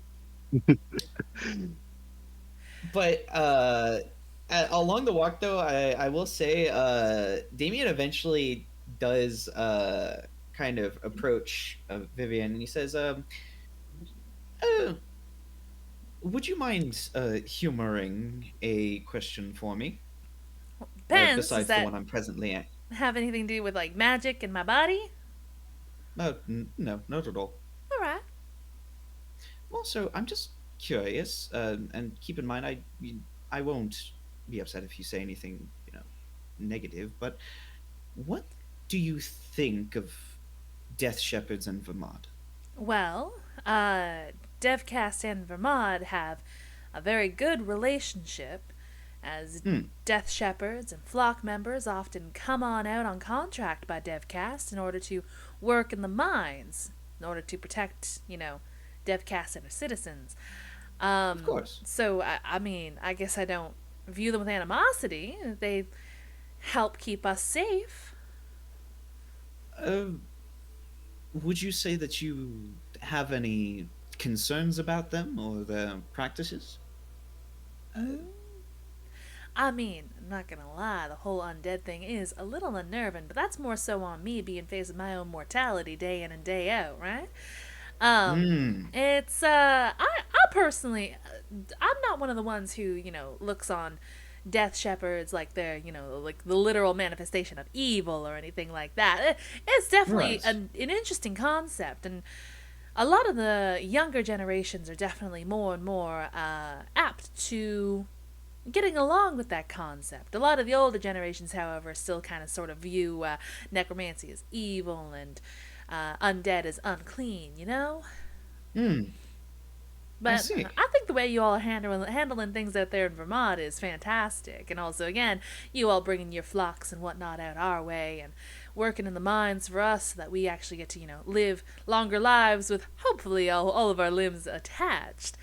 Poor Ross.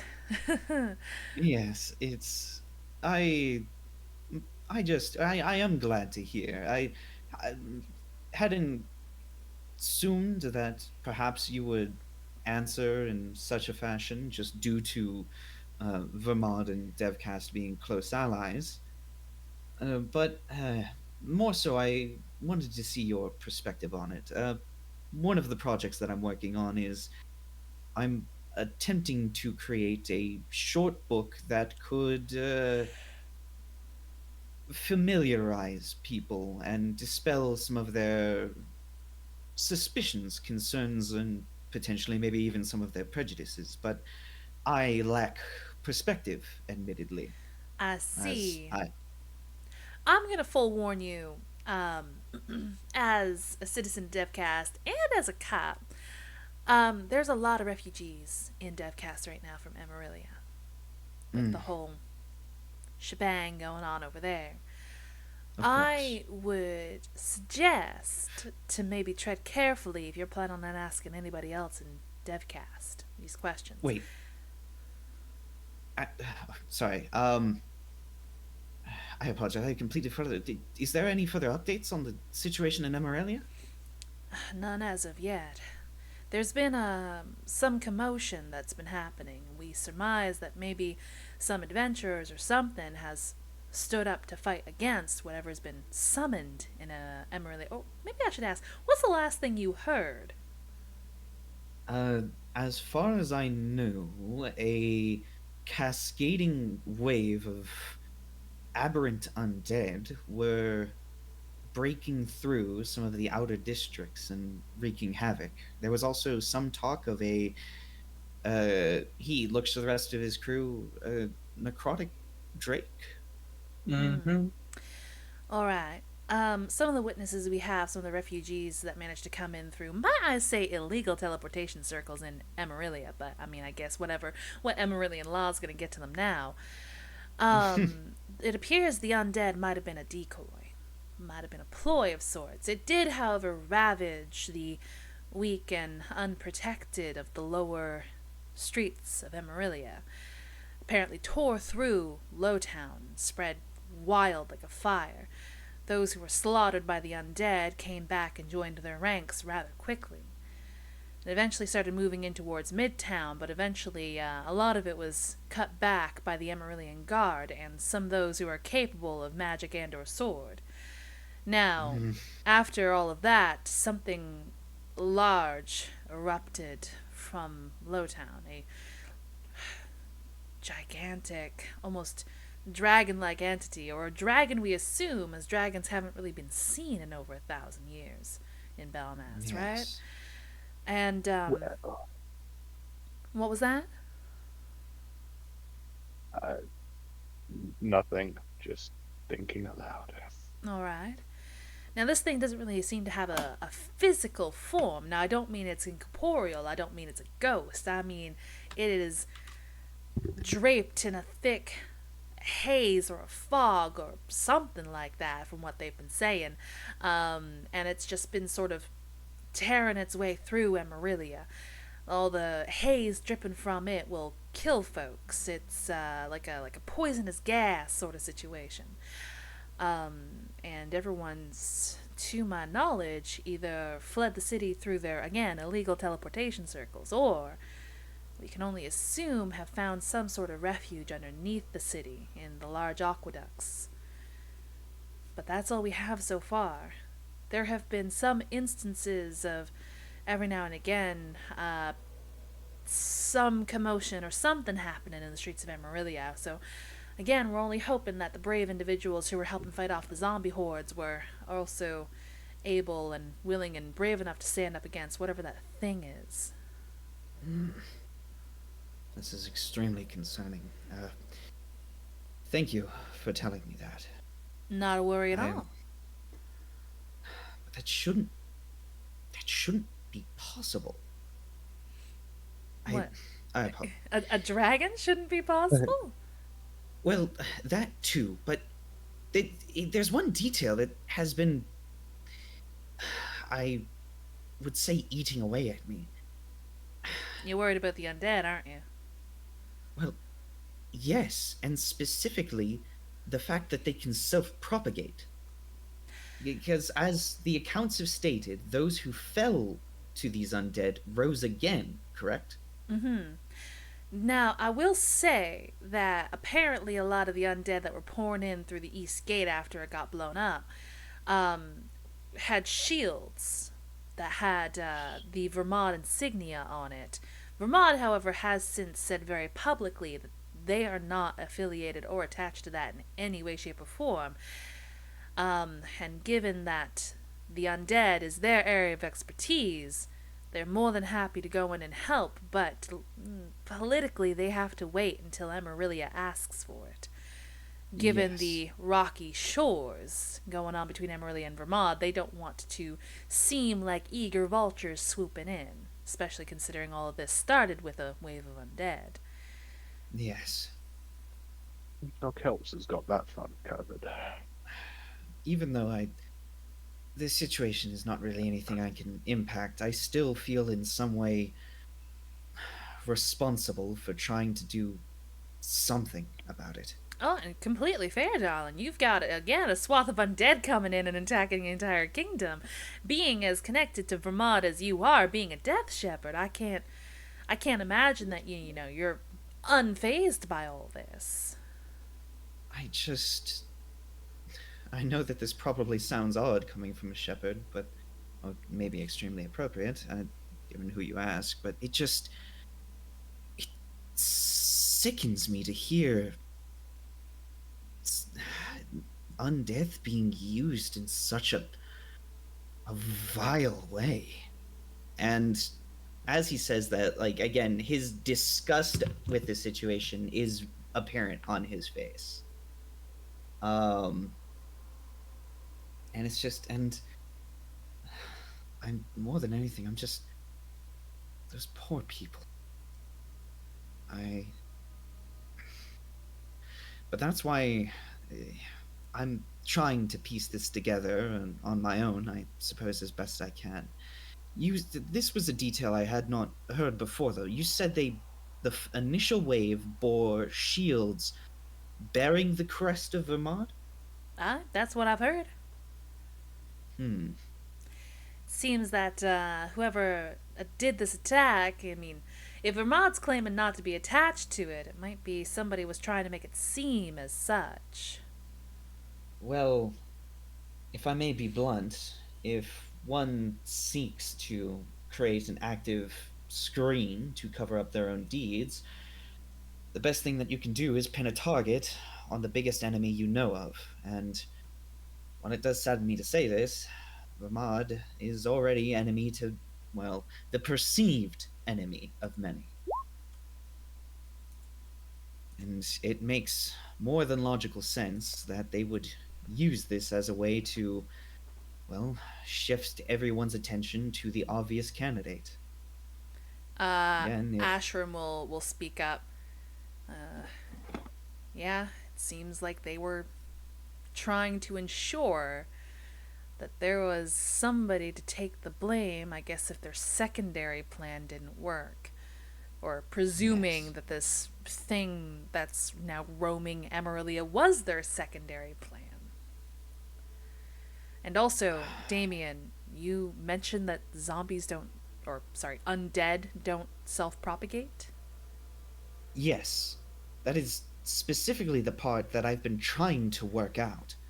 It's entirely possible that is the only perspective you have coming from Vermont. That is the part that frustrates me. I know that there is information that I am lacking.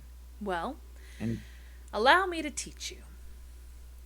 In Necrology 101, there is different types of undead. Yes.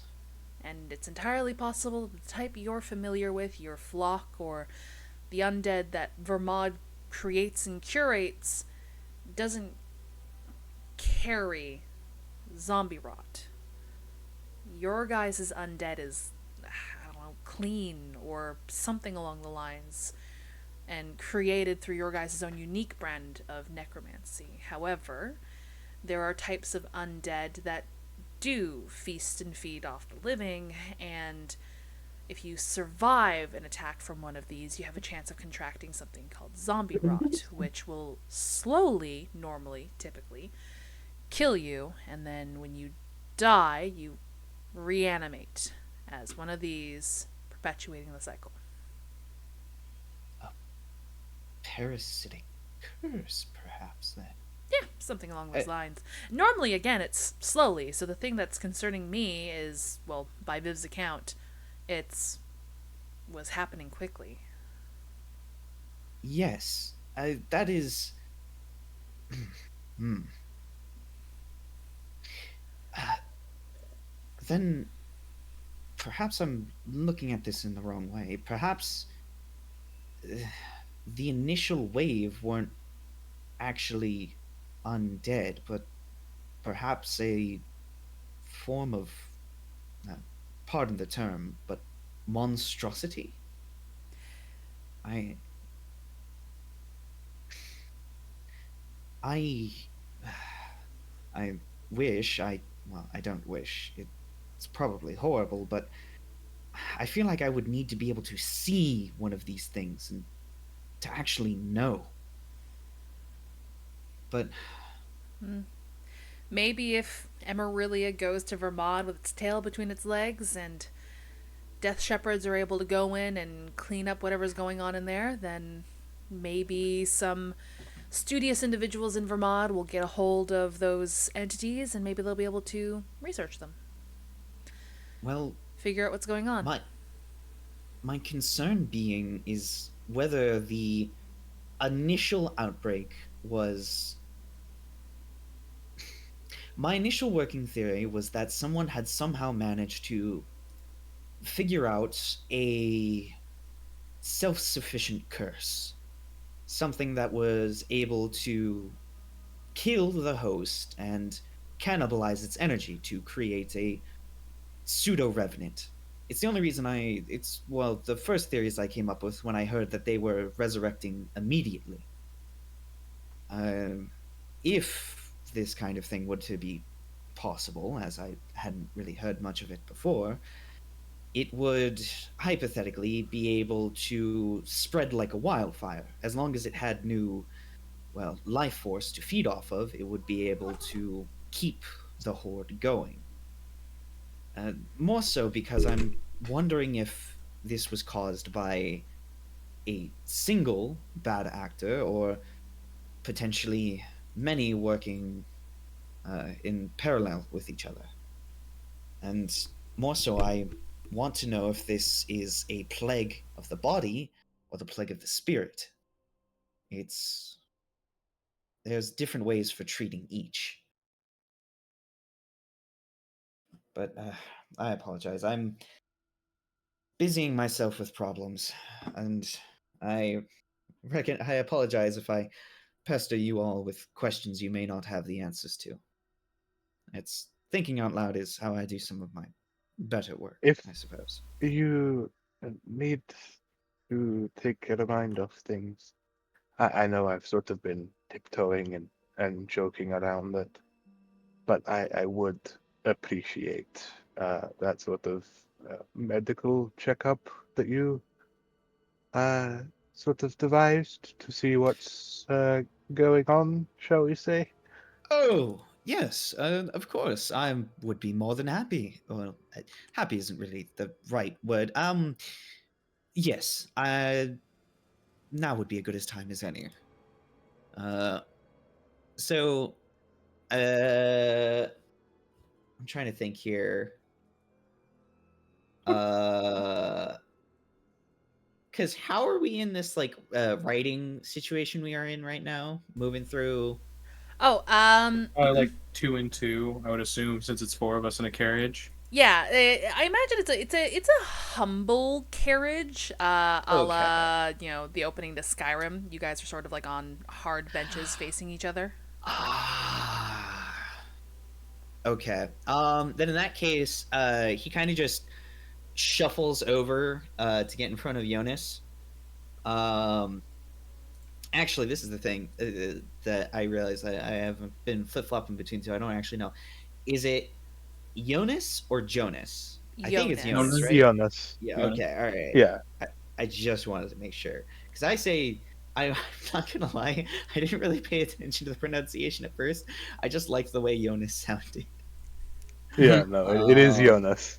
okay, I just wanted to make sure. Um, but he settles down in front of Jonas and he says, "If you would be so kind as to allow me to see your hands, place them into mine." As he holds out his hands on the tips of his, or placing them and resting them on his knees, with his Palm palms down? facing up. Palms facing up. Okay. So I- so I'm you would unsure if it place palm bites. down. I'm unsure if it bites. I am willing to accept that risk. He places his hands as instructed. All right. And with that, Damien closes his eyes, and once again, I'm going to cast Identify Anatomy. Oh, And as before, the green pulsing light uh, reverberates and passes from Damien to you, and then from you back to Damien. And when it surges back into his chest, his eyes snap open. Oko, what information do I have?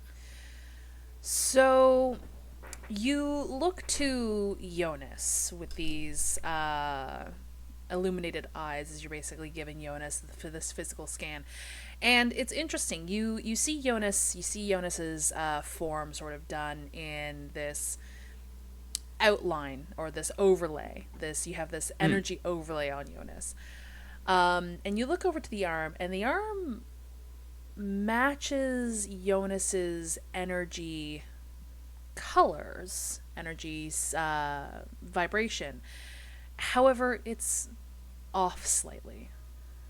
Like it's not lining up with the stub as it should.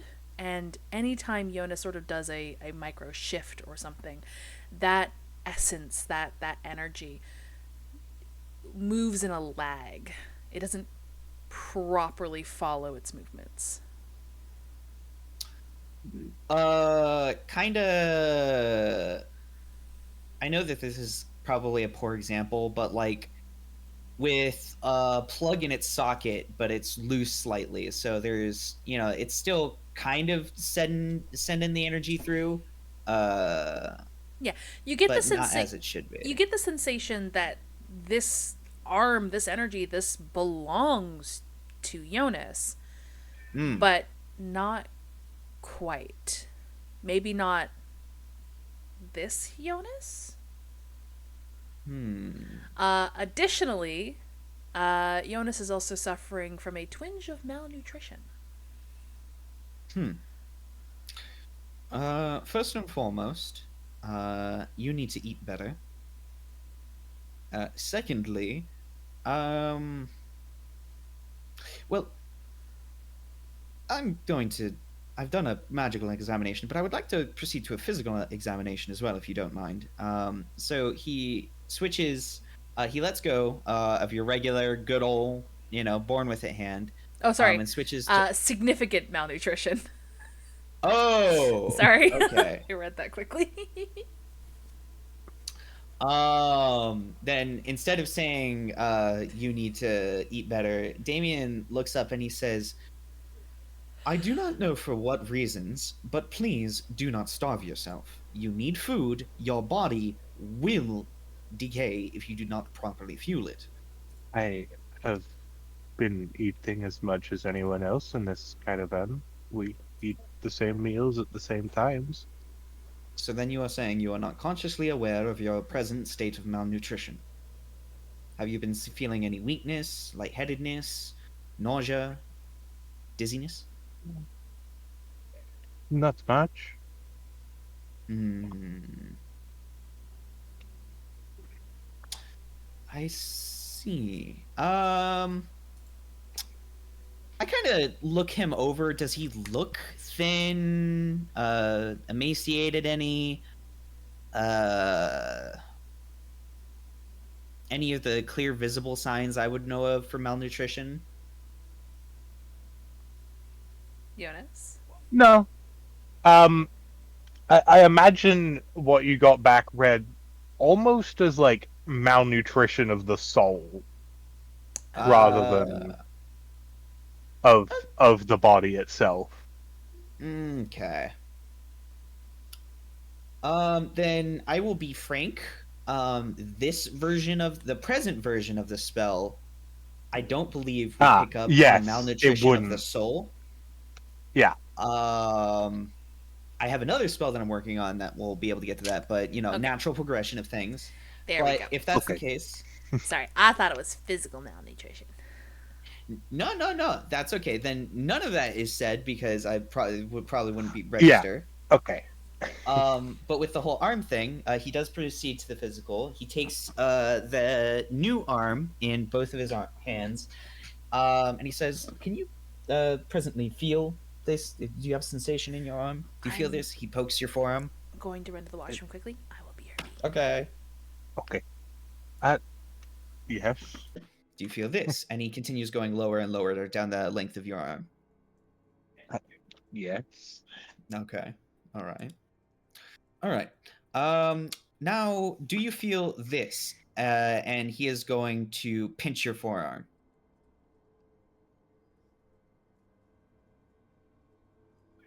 No. Well, I mean, I feel the physical pressure. Hmm. I see. Damien pulls out a sewing needle, and he says, "I'm going to prick your finger if that's okay." Sure. Thank you. Damien is then going to hover the needle over your hand, and he says, "Do you have a preference for the finger you would prefer?" Ah, we'll go with the pinky. It's not particularly useful. Fair enough then. And he very quickly and concisely pricks your finger. Um, and he looks up and he says, "Did that hurt?" No. Hmm. Fair enough then. Then he is going to squeeze the hand and see if any blood, or squeeze the finger and see if any blood comes out. You get this sort of like brackish water almost. Well, that's not supposed to be there. Um, I see. If you could, do you have any control over this orifice here? As he gestures to the mouth hand. Jonas just sort of deadpan responds, "Oh, that's not mine." Ah, I see. So he probably wouldn't be. You probably wouldn't be able to get it open for me to look inside then. Wait, if it's not yours, No. then whose is it?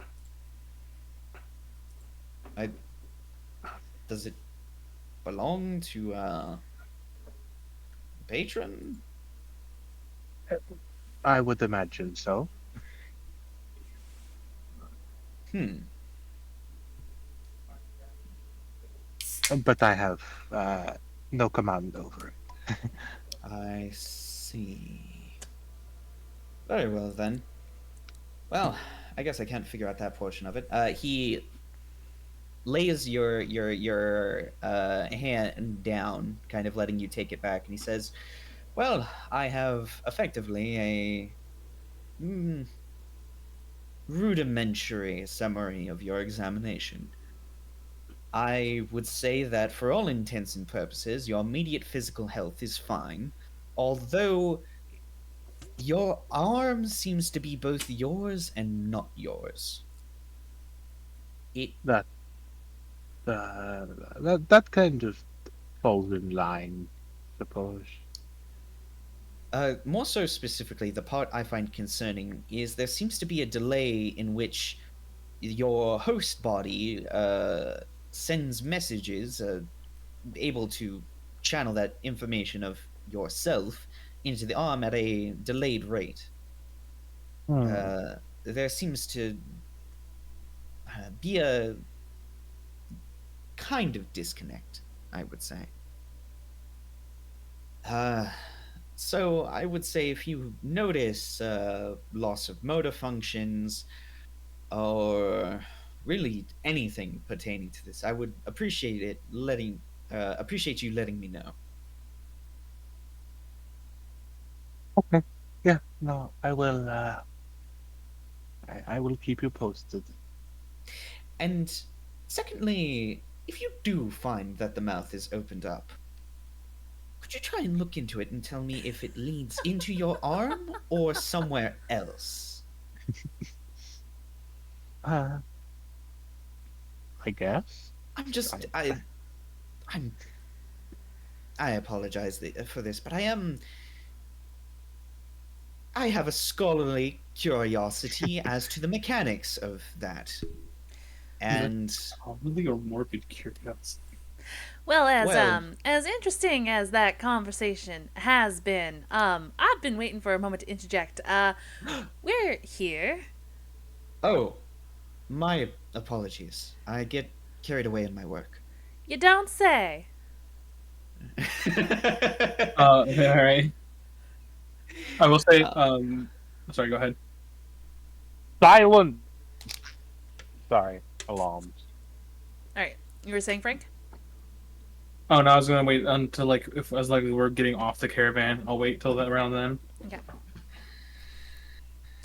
All right. Well, you guys have been brought to sort of a how do I say this?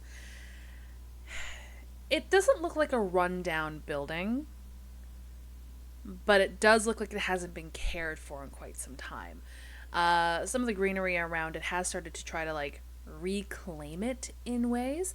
It looks to be like a modest sort of wide set. Not wide set. It's a modest 2-story home sort of situation with a front gate, iron bars on the top and brick and mortar on the bottom.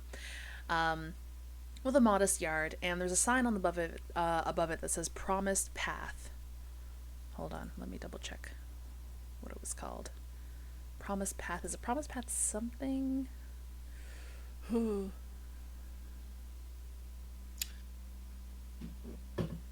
The Promised Path. What is that? Some Promised kind of Path new Sanctuary. Battle Pass. Oh, okay.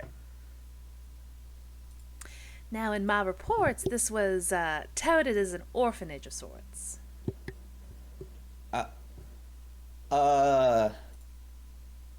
Damien's eyes widen again. I see.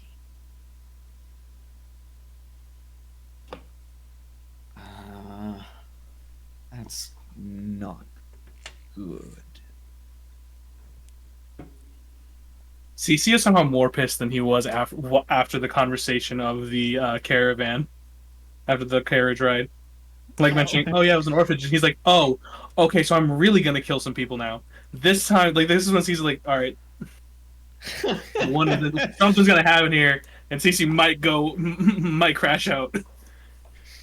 All right, guys, I'm just going to let you know for the next 72 hours, I'm chaotic evil and I'm going to mess some stuff up. Only to those who deserve it. Yeah, of course. Just the classic Archer rampage. Also, I will say too, like once we're kind of, because I'm assuming we're kind of like off of the carriage at this point, Yeah. we're kind of like walking up or like showing it. Kind of almost as a side comment, like all the conversation Damien was having about like how it could have happened and things like that. Cece was very quiet because he does not want to think about what happened to Amarillo, especially Lowtown. But he does mention to Damien, since he's like in his series, is like, Damien, I would say, if you, for theories, one thing you might want to take into account is the wellness of the people that it involved. Lowtown was basically a sardine can and not well taken care of. And that is all I'm going to say on that. And then before you can say anything else, CC is going to keep walking because he does not want to talk about that. He's angry, and especially when they said, "Oh, this is the orphanage," and knowing what happened in here, oh, he's ready to knock some head. He's very upset. He wants to murder. So One of the few times he does. the iron gates are closed and locked with a chain and lock. However, you all know Pin very likely just climbed the fence. I I'm not particularly skilled with entering places I don't possess a key to. You know what? Is it easier to just break? So he's gonna look at Viv and be like, "Would it be easier to just have Frankie break the lock, Um, or is that not something we can do?" yeah, this is an investigation. And she'll look over to Frankie and give a nod, and you'll watch as the large metal giant just walks forward and just meaty mitt on either side of the gate and just sort of opens the doors in opposite directions, and the chain itself snaps. Thank Um, you very much. Ironbrow said this was like a labyrinth, correct? Yeah, the labyrinth is kind of underneath this. Yeah. Um, does he want to do this? It's gonna be. All right, we'll see what happens once we get down. I guess. Well, I have an idea, at least potentially, to make it a little bit easier to find Pin, but we'll Yeah. wait till we're inside. All right. Well, now that we're here, you guys are my charges. Let Frankie lead. And keep your ears open, keep your eyes open, and don't be quiet if you notice something. All right. Understood. All right. So she actually unholsters her pistol, and she follows Frankie in. You guys notice that the front doors themselves of the building have also one still in place. Sort of a two barn doors that are not two barn doors. God, what am I talking about? Two doors that would have needed to be open. One is still in place. The other has been broken away at this point. Due to the damage on the front of the door, you imagine that this might have been what happened when the DLE first came here. They might have already broken in. And yeah. You guys go into what looks like would have been a home converted into a daycare of sorts. Their living room itself was converted into a dining hall. The kitchen was refit to make larger meals at a time. Pardon me. The main floor is. The walls and floor itself show signs of smoke damage and water damage, wear and tear. It says in my reports here that there was still a little bit of a smolder by the time we came out, so we did take care of it before it got to the outside of the house, but that's sort of what prompted us to look deeper for a cellar of sorts. Hmm. Hmm.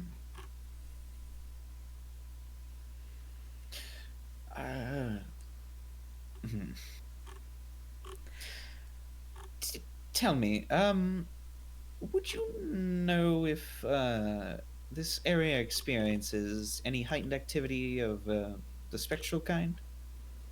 Oh, you mean ghosts? Well, things like ghosts. Oh, I mean, I don't see anything in my reports about a ghost. Or ghosts. I see. Why, are you nervous, or? No. But if there were spirits present, it would at least tell me a little bit about of what I'm. It would give at least me a clue to help us with our investigation here. Ah, I see. Well, I'm starting to realize I don't think I briefed you all on everything that was in the folder. Beneath is probably not going to be pretty. All right. There was reports of at least two bodies. I see. that were left behind. All right?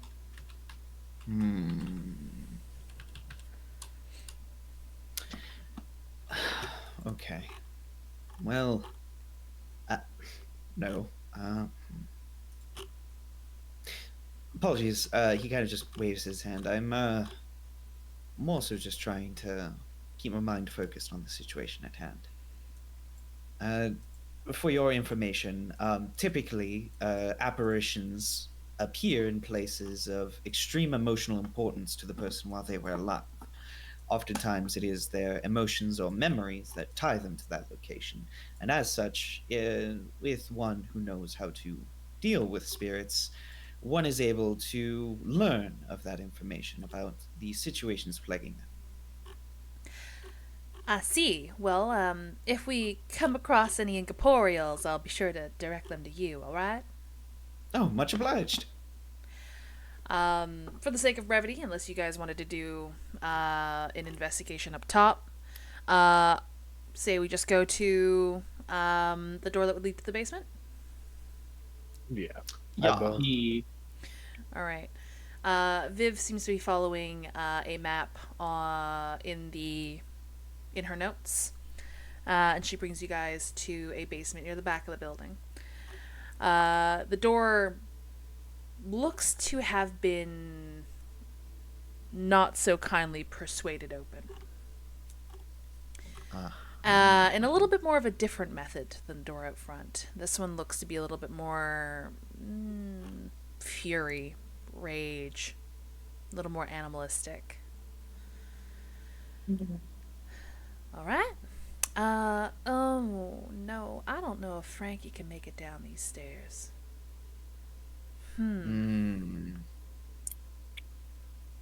Potentially not. Oh, or more so specifically, shoot. I don't think it would be safe to attempt it. Not if we want to make our way back up the stairs eventually. Yes. I apologize for this, Frank. Yeah, but you may need to protect the top side. You see Frankie become very sort of shifting. You see his head move towards the door and then back towards Viv and then back towards the door and then back towards Viv. Vivian just goes over. She's like, I'm really sorry, big guy. I know, honey. I know. I'll be safe, all right? You gotta promise me you stay up here. You keep the horses safe, too, all right? He makes you guys have heard Stein's beeps at this point. He makes sort of a low droning sound, and you can tell that he is just not okay with the situation. But eventually, after some coaxing and talking from Viv, he sits down, because he's sort of hunched down this whole time. He sort of just sits down in the room before the door. All right. What's everyone's passive insights? passive insight. Yeah, 10 plus the number you got there. 10 plus whatever the insight is. Yeah. 11. 12. Oh, I thought the bard would have a higher one. No, not great at reading people for obvious reasons. We are. Be charmed twice. None of us are very wise. Oh, Ash has a really good passive insight. If we're wise, we would not be in this situation. Fair. You guys start making your way down the stairs, and Vivian is leading. I'm going to say Ash is sort of behind her. And Ash will clear his throat. You're not used to leaving him behind, are you? And Viv will just keep her eyes looking down the stairs as you guys descend further and further. Look, I made a big defensive bot for a reason. Being an officer isn't light work. Alright. But I now, can only imagine. I'm going to move you guys to a new map. Oh, gods.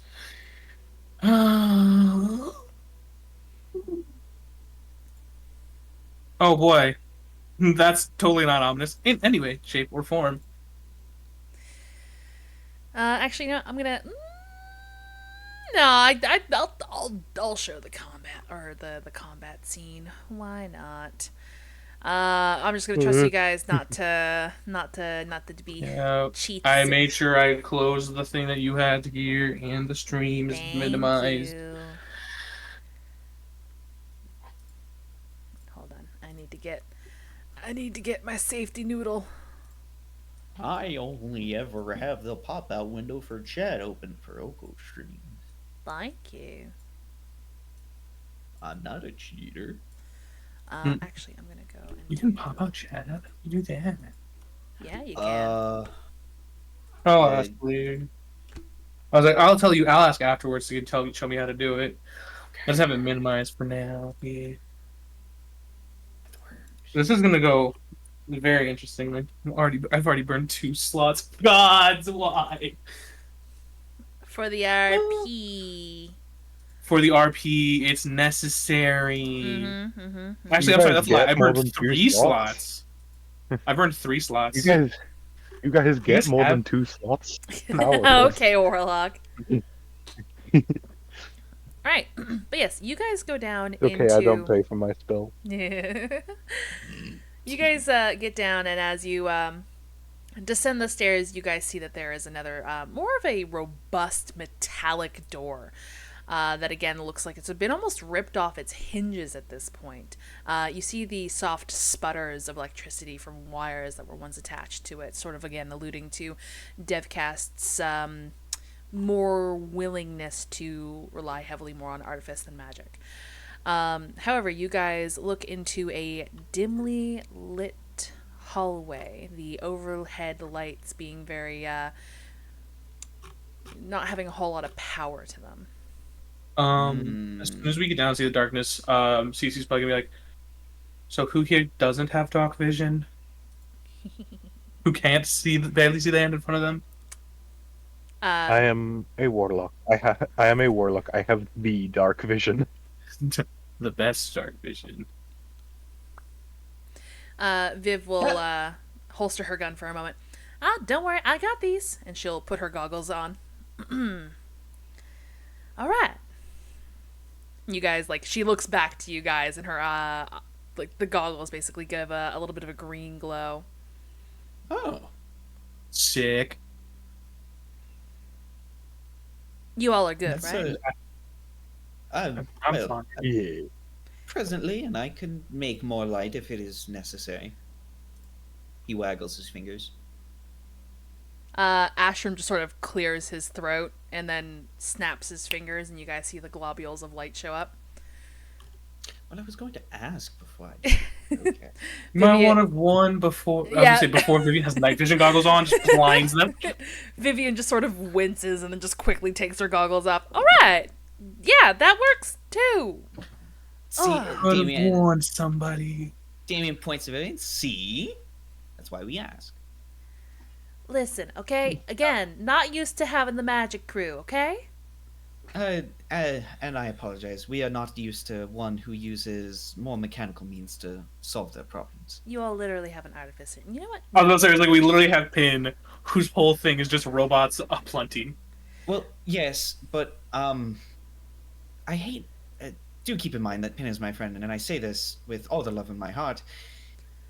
Pin is not really focused on solving problems. No, just their own way. Just yes.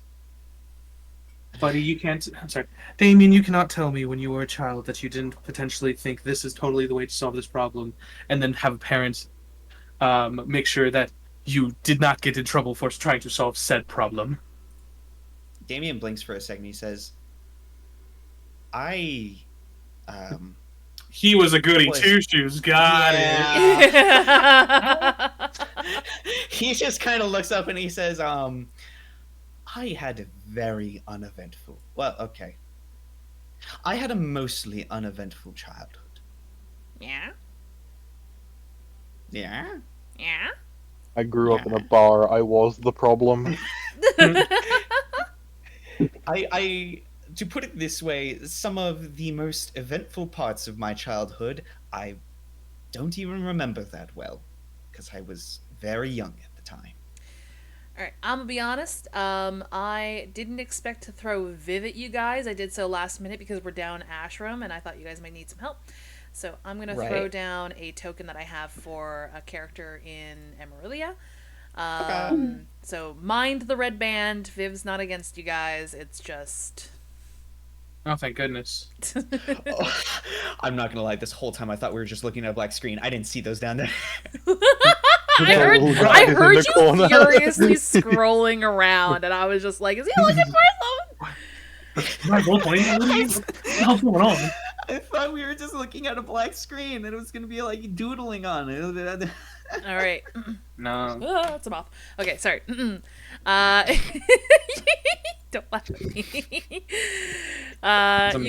You guys have free reign to explore. But yes, as you guys go down, you leave the sort of like wallpaper and like what would have been the pseudo comforts upstairs. This isn't attempting to look like a house down here anymore.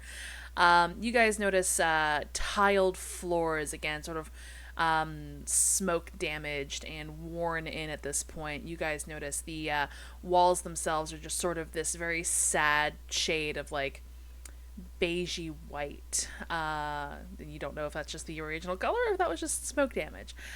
But everything down here seems sort of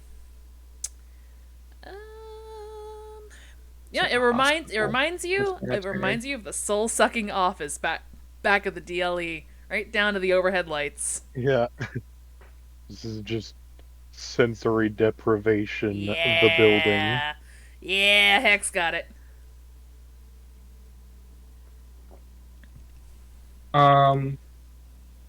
Cece's We probably go gonna for steppies. stick. Cece's probably gonna stay close to Viv and just kind of like almost like be like put a hand on their shoulder, be like, I'm pretty sure Ross would kill me if I didn't make sure you got back okay. So I'm just gonna stick close by you. I know you don't work with spellcasters often, but I can be okay in a pinch. All right. Don't expect me to take hits like Frankie. No, nobody can protect me like Frankie. No offense. Also, for your point of reference, my area of expertise lies in backline support. I mostly keep people together and do what I can to, restrain those who may potentially try and cause us harm. So, for your safety, you won't really have to worry about fireballs being flung from behind you. That's not really my specialty. Well, that's good. I was more so worried about the fact that you're a shepherd without a flock. Damien immediately looks more depressed than he did 5 seconds ago. Yeah, dude, where's your whole shtick? Just don't remind me. And it's just like, he looks down and he's just like, you're right, I'm a terrible shepherd. He's in the van, don't worry about him. All right. All right. You guys need to... Oh, I see Jonas has started exploring. Perfect. We go for steppies. Oops. I'm literally just standing behind Viv. Viv is leading the way because I refuse to be like, if they are not within eyesight in front of me, I'm like, Ross will kill me, considering. All right, we use echolocation now. Yep. As you guys get to this point here, unfortunately, The Sims doesn't do ruined well, so theater of the mind, folks, theater of the mind. Got it. But D&D. these I cannot metal. control my character. Oh. Oh wait, that's not mine. That's why. Hold up. That's why I was trying to pick Stein by accident. Whoopsies. Whoopsies, you can't go there. No. There's one. Perfect. All right. So these doors here again are thick metal security doors. They very likely would have needed several levels of clearance in order to get in. And you guys notice, the keen-minded of you notice again a few... oh, wait, sorry, I'm getting ahead of myself. These doors look like they have been torn open. There is, again, every now and again, the jutting spark of electricity from wires that have been exposed. But the more magically inclined of you notice that along the left-hand side with the door that's still sort of somewhat intact, there's a faint illumination of runes that would have been alongside there, noting that there is now some magic in play. I see. Or at least Do there would have been some Uh, magic on these doors, is what I'm trying to say. Jonas gestures to Actrum. The floor is yours, Professor. Oh, that's a simple lock. I mean, Uh, sorry, simple might have been a bit of a lie. It looks like it is a would have been a little bit more of an intense lock, but mixed with the artifice here, it's really interesting. Maybe it was more so like a permissions or a scan or something. Regardless, the intention of these runes was to keep the door closed. Hmm. Perhaps it. Well, wait, that wouldn't make. Is it for keeping Is it- in or out, or is that too difficult to tell from just simple runes? They would have Oko? needed. Is there on these any kind of space to where it looks like something could be slotted in, a place to put your hand? Yes, looks like there would have been something that would have been slotted in. But again, the doors are torn open. You guys can go through. Okay. In fact, I am Um, just curious. you I can was gonna see a ask- little bit I was of the gonna room ask in if- there. Ooh. I was gonna ask, since Ashram is looking at the room, is like, Ashram, quick question. I don't know if you could tell from the runes, because I understand they're not normal locks. They're kind of mixed with artificer. Does it look that if someone tried to break in, that this might trigger something? No, I don't think so. Okay. That's all that matters to me. Okay, well then. I'd rather not actually step forward and get a lightning bolt. That is fair. I mean, I could go first. I'd probably be fine. No. Honestly, we don't have Frankie, but we do have, and she gestures over towards Stein. Maybe we can let the young man over here go first. Uh, Take us to your leader. All right, Stein goes through, and after a few seconds, he goes back into the open slot that he stepped through, and gives a thumbs up.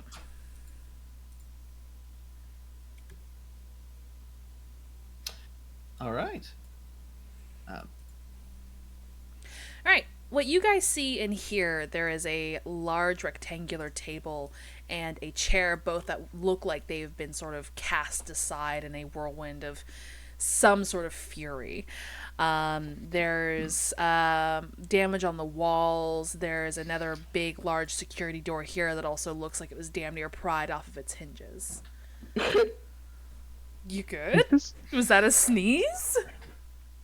It was something that tried to be a sneeze, but I was also in the middle of stretching, Oh, that sounds so it just painful. kind of came out. Yeah, it was just like an expulsion of air that really just wasn't satisfying and made me more uncomfortable than before I did it. Oh Jesus Christ! So seeing this, CC is gonna probably mention. Everyone's like, as we get closer to potentially where Pin is, please everyone be careful. I don't think Pin is currently in their right state of mind. I don't think did anyone else besides me has seen Pin in that form, correct? I think Damien was not in the room when that happened. Yeah, I was gonna say, nobody was in the room besides me. Ashram. I think Ash opened the doors. saw beast mode. Okay, I was gonna say I don't know if Ash saw Beast. Oh no, yeah, because that makes sense because Beast Mode tried to murder Ash. I mean, that makes sense. Yeah. Okay. Okay. All right. Another sneeze? It really tried. Stein is going to Let's go think of an alternate through topic. these doors here. And again, after a brief moment, we'll give the thumbs up. Jonas looks to CC and then to Viv. Is this recent damage? Like gesturing around, so there's sort of like the doors being pried off their hinges. The report only really Starting to said shift around. that there was, smoke damage, smoke and fire damage. The whole this not in the report. I'm gonna be honest. Well, I was If I had more to so guess, wondering if it's him or if this was it's the investigators. if I had to guess, considering what we've seen so far, you guys have not seen. There is a side of Pin that sometimes happens during a lot when it's stress beyond I really think what anyone can bear. And I think something like that has kind of happened. That's why I'm saying to everyone, please be careful, because they are a lot more difficult to talk down than in that state. So if we see them, please let me go first, because I've at least done it before. I don't know if I can do it again, but I can at least try.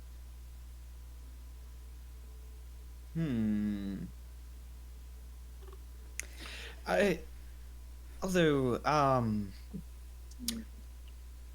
so you're saying that Pin has a form other than the one we know?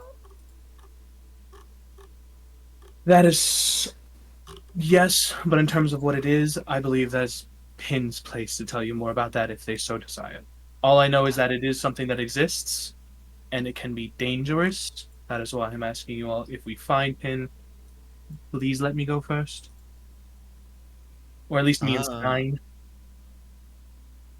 I can't really argue with that. You have a better track record. Oh, we'll see. But yeah, this room seems clear. Oh, I don't like how the whole we'll see thing was. That did Viv say we'll see, or did you as the DM say we'll see? Because that drastically changes how I take that. Viv said it. Viv said it. Oh, thank God. I was like, if the DM's like, oh, we'll see, I was like, oh, well, shit. CC's dying. GG's, y'all. It was nice being here. GG's.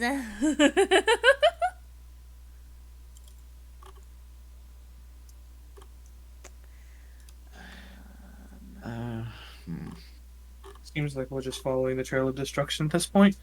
Pretty much. Seemingly. Hold on. I need to bring up this map larger on my side here. Okay. So as you guys walk in, you notice again a little bit more water damage, and I'm gonna say, Jonas, can you roll me a dexterity saving throw? Yeah, good. Excuse me. Okay. You take a step towards a little bit of still standing water over here, and your hair almost immediately stands on end before you even take a full step into it. You immediately step back, and looking to the surface of the water, you notice that from one of the walls nearby, there is some damaged electric wiring that has been exposed from inside the wall, and you notice that there's a small spark along the surface of the water. Hmm? The water is electrified. Yes. Oh. Oh, Damien, can you also roll me a dexterity saving throw?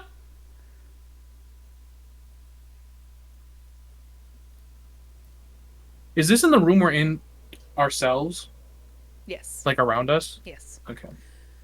But it didn't seem to affect Stein since he gave a thumbs up. Or Stein didn't step where these pools of water are. That's true. Damien.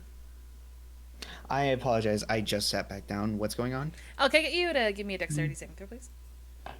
Oh. Okay. I'm gonna say Jonas took a step back here to get out of that little pool. I invoke high roll. Fuck. Just saved. If it meets, it beats.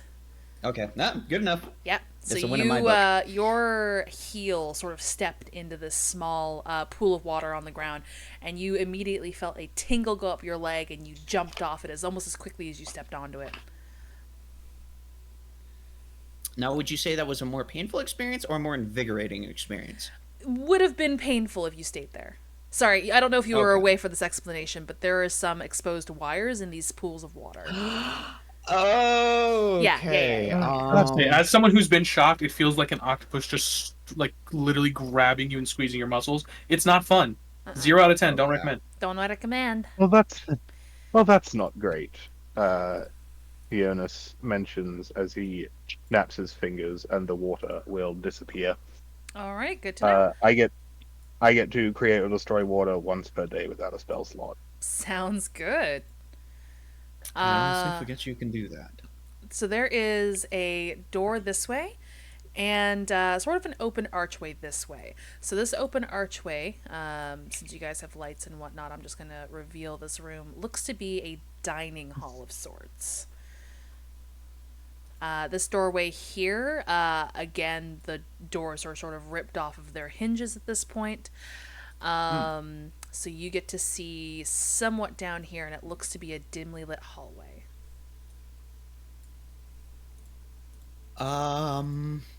Forward or to the left here, which seems better to Well, you. Which one seems more damaged by a rampaging pin? I was about to say we have to come back this way, to my understanding. Correct, Viv? Yeah, we're gonna have to come back this way because this is in my records the only the only entrance or the only way back to the surface is back where we came. So, However, this way, and she'll point down the hallway here. This way is where we're going to find the bodies I mentioned earlier, and also this goes towards the living quarters where we found the other children. Uh-huh. For And I eagle-eyed imagine individuals, we have. it looks like there is another doorway down here. okay. And is this the room the only one? What blah, blah, blah, blah, puddles? It seems like this seems like the really only damaged room with Roll water. me a That doesn't look like- perception. Oh boy, perception! Perceive things. I hate my life. Wait, Stein is within 5 feet of me. I get guidance. Yes, you do. Okay, I almost forgot about that. That's a D4, right? Yeah. That's a 13. 13? Yeah, You notice a significant collection of water here. Sick. Okay. But you also, significant collection of water here. Well, I would rather say let's try to get pinned before they cause potentially any more damage than they already have done. Because if we're on the way back, we could always go into that room and explore later. That's True. fair. Is up, but I will let the person who was basically our ward, because I don't think they'd let us explore this by ourselves. What do you want to do? Oh, decisions. Well, I mean, in my records, if we continue this way, there is a door that we couldn't get open. So if that's if that's sort of the flavor that you're trying to go for, then we can probably keep going this way.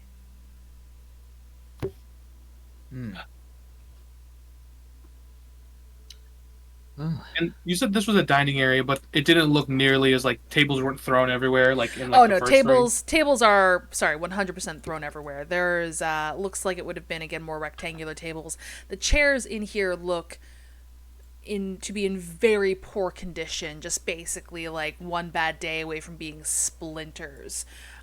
Incredibly uncomfortable to sit in. Like no real care or thought was put into these chairs. There is a sort of a kitchen beyond here. There's a small, I don't know if you guys can see this. There's a pony wall here, so a half wall, that would have been probably where food was served from this kitchen over here. Okay. Yeah, I would say let's continue forward, and then I guess we could come back here at a later time. All right, forward it is. And she'll look over to Stein. Keep on going, bud. And Unless I was gonna Stein, say, I will say unless Stein does, because I know we were looking for Stein, right? Or seeing a Stein, letting Stein kind of lead us because you gave him maybe. oh yeah. Stein just sort of waiting for your guys' direction at this point, but he'll take a Oh, step okay, through sick. here. And I actually have to look something up. Una momento, por favor. Oh, Where boy. is my? There it is.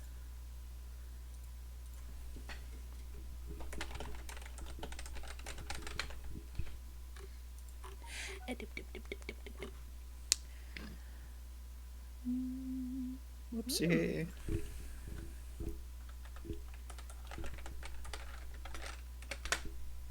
Ooh. Okay. Stein will push his way through, and you guys hear a sudden zap as Stein goes through, causing him to sort of like jump to the side a little bit, but then eventually he'll plant his feet and he'll look down to, you presume to be a puddle of water, and he will look back through the doorway at you guys and sort of point down and give a thumbs down.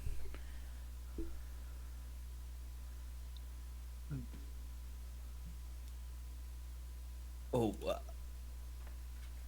I'm sorry, I roboted out. What? Stein stepped through the doorway and stepped in a puddle of water, causing him to get zapped. So he's doing his best to inform you that there is a zappy puddle here. Oh, okay. Oh, all right. Just be careful, buddy. Just don't, well, get hurt now. Oh, I don't know Stein's fucking hit points. 1 second, I gotta figure those out. Things I should have gotten from Mio before tonight. Right. Nah. What level are you guys? Seven. 6. 6. Okay. We leveled up at the end of last session. Correct. What? Thank I have it in my you. notes in all caps. We leveled up. Wait. So Yeah. excited. We Yes, did? we are. Pins- No, we are level 7 now. Oh, To what? Oh, plus your The intelligence. session I wasn't Did I there. did I forget to put my next level, even though I added the hit points and everything? Hold up, now I gotta check.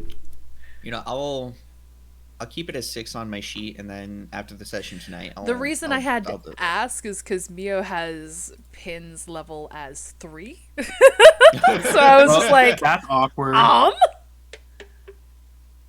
mean, wasn't No. someone level 1 for this? No. That's crazy. Who would do that? Mm-hmm. All right. Nobody. But yes, are you guys going to be following Stein? Yeah. Yeah. Okay.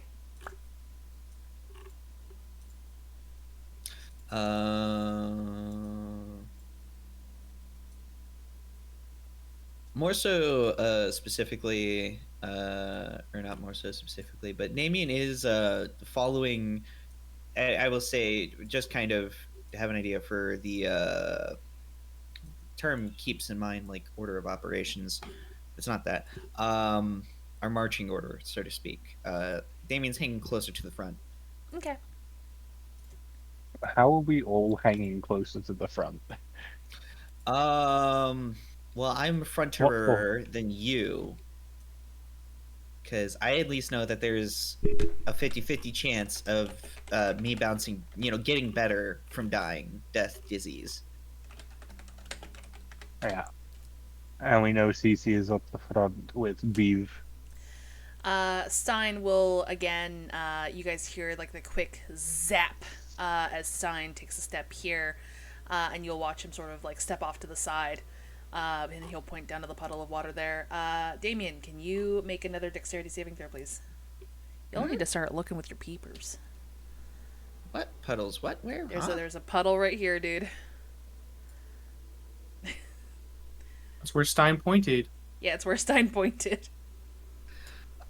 Okay. I can never tell with these pings because they happen super delayed, and I'm not gonna lie, I'm bouncing between some things right now because I got my notes I'm trying to take down too. Oh. But no. Okay.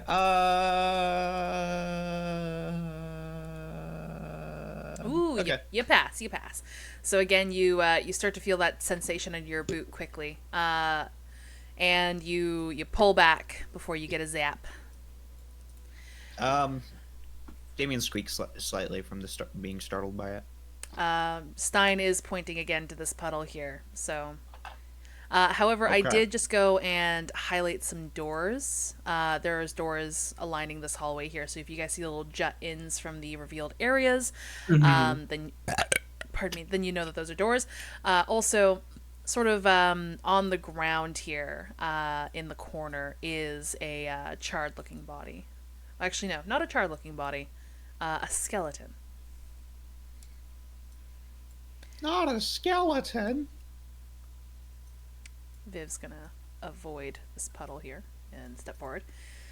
Is it to the immediate left of Following Stein? along with Yeah. them. Okay. I'm basically just following like Viv's footsteps exactly at this point.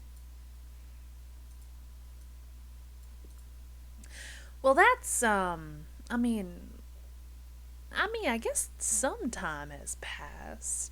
She'll look over her shoulder towards Damien. How long does it take for a body to completely decay? Like just bones left behind.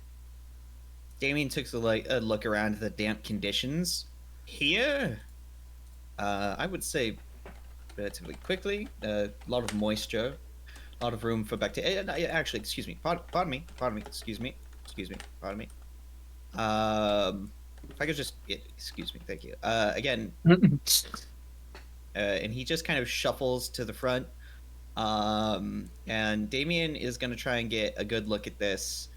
But Roll me a medicine. Okay, doke.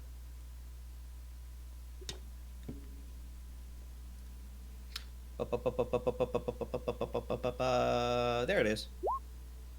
Are you? Oh. Hey, Damien, do you want that inspiration? D10, yeah. Please. Listen, I feel like Damien's good at medicine. He should get that. I should be good at this.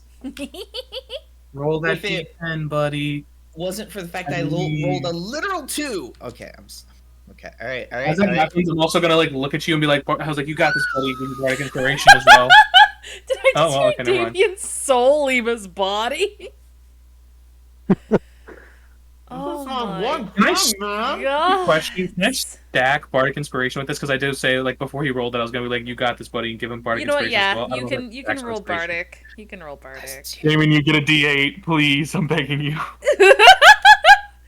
Now would be a great time to tell our audience that with channel points, you can also grant advantage and whatnot, or do some inspirations.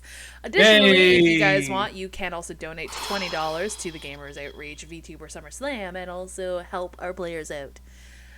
So that is a total of 16. Not terrible. Right. Not terrible. Thank so God. you approach this skeleton here, and you go down and you start examining it, and you are familiar with natural rot and decay. The way that the shepherds tend to their flocks, you guys do your best to mitigate it when possible, to slow it down. You guys go and you do repairs. You even have a special form of mending that helps repair your flock members. You know what long-term rot and decay looks like. Kneeling down and looking at this body, you don't see something that's entirely fallen to immense rot and decay. You see bones that have been almost picked uncomfortably clean. Now that is peculiar. The bones themselves don't have a whole lot of discoloration. It doesn't look like the bones have been exposed to the elements down here for very long. The only real discoloration is like on the on the underside of the skeleton. And again, it's not a whole lot.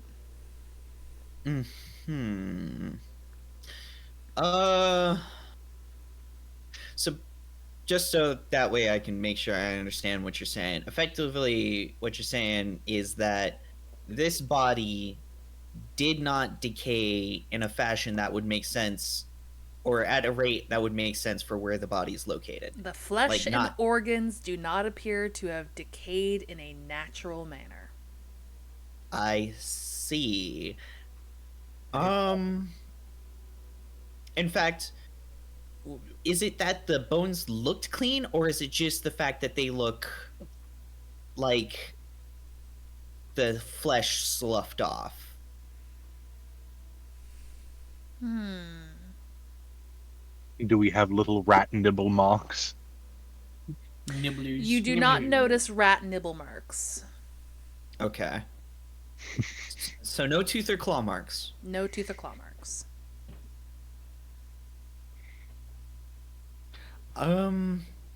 Well, I can't say for certain as to the exact cause of death.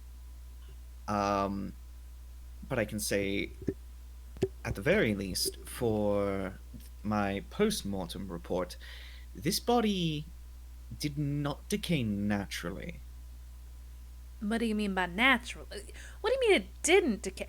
Well, I mean, okay, so in my reports, this person, apparently according to the medical officer that examined it, said that he actually passed away due to a mixture of fire and smoke. So this was a victim of the fire that broke out here. A fire that, again, in my reports here, wasn't entirely natural. It looked to have been fueled by a chemical of sorts. Now, you're telling me that I guess it shouldn't be bones at this point, right? Because bones, depending on conditions, what, it takes like months or years? Well, oh, okay. Well, actually, for it, well, okay. So, just to kind of brush over the most important points here, one of the biggest things that determines rate of decomposition is the environment that the corpse is in. If it is in a sterile environment, the corpse will more so mummify than decay. Whereas in a, environment such as this, decay happens naturally. And in fact, there are elements that would quite typically accelerate decomposition. Humidity, moisture, presence of pests. But I don't think it was pests, no. And it's not where, again, the corpse was found intact, you say, after the incident? As intact as somebody who was burned almost more than likely alive can be, then yeah. Yes. Well, I will speak as frankly as I can. There would be more trace evidence of the soft tissues attached to the skeleton itself if it had decomposed. Again, he does the finger quotes. Typically, this individual here, whatever happened to their body post-mortem, seemed to have accelerated the decay of the physical tissues faster than the hard tissues, as you can see with the bones here. They're in a, I would say, decent condition. Viv, no. Damn it. Son of a... My girl. Uh-oh. She's trying. Squeamish. Yeah, she goes up and you watch as she sort of crouches down and she takes a moment. She brings her free hand up to her mouth and she looks away for a second. Oh no, you know what? No, I was really hoping that a fresh pair of eyes would sort of help. Maybe I could spot something, but nope. And she stands up again and sort of like just turns her back. She's very, very uncomfortable. Does not like dead bodies. There's a reason she works with Frankie. It's all metal. I'll say this. Would Damien have any knowledge of what could potentially cause the soft tissues to decay at a rate faster than the hard tissue, like bone? Roll me. Damien's a studious type, yeah? Yeah, he's a total bookworm. Roll me a history or an arcana, whichever's higher. They're both at the same. Roll me whichever one but you I'm going- want, and you'll get a different result for which one you choose. I'm gonna say I'm probably. Actually, I was gonna say history, but thinking about it in the state of mind that Damien's right now, he knows that something is going on here, and so he suspects some form of foul play through Arcana. So he's gonna roll that. Okay. Oh, not Let's bad. go. Not bad. So you're trying to think of things that would cause things to decay quickly. You remember reading in one Eldred Thorn's adventures that they encountered something called an ooze, which had a ferocious Motherfucker. hunger for the organic. No. Damien snaps his fingers and he says, "Of course." Okay. I think I have at You good, least a No, I don't like when you said an ooze. ooze. Okay. Would prefer to not jump to any immediate assumptions. I actually think I have an idea. You gonna share with It's, the class or? Well, yes, it's called building suspense. Sorry. No, that part wasn't actually in universe. That was just me being a cheeky little butt. I see. I see. Sorry. I see. He says, "I think we're witnessing the remains of an ooze's dinner." More so to elaborate on why I suspect that. Again, you'll notice that it is almost like the bones have been polished clean of their tissues. Again, as I stated before, quite typically there would be trace remains, even if it were to be picked apart by animals. There'd be some kind of flesh still attached to the bones, but as we see, it is entirely absent of that. And I don't know about you all, but given our present location, and from what I have heard, I highly suspect that we are dealing with something, if not an ooze itself, something in that family. They're actually, well, while I did not spend too long in my research of the various monsters of our realms, I did find oozes to be interesting for the fact that they are quite typically the ones responsible for a lot of cleanup of carrion. That's an unsettling tidbit there. Oh, yes. Sorry. Not interesting. Morbid. Right. Well, all right. Well, so stay on high alert in case there's a flesh-eating ooze on the loose. Did you all want to check any of these side rooms here? These rooms on either side of the hallway. This is what we presume to be the living quarters of the it's do I don't know if calling them children is better or worse. Children, I guess. Did you want to investigate any of these, or are we moving on? Maybe your young friends in one of these rooms? Does it look like there's any damage to the doors? A lot of the doors look to be damaged. Like ripped off, I guess. Not ripped off. This door in particular down here, I don't know if you guys can see my ping. That one Yep. looks like it was ripped off. Well, I mean, it is up to you all if you want to explore. That one looks the most promising, at least towards either the next hint or continuing.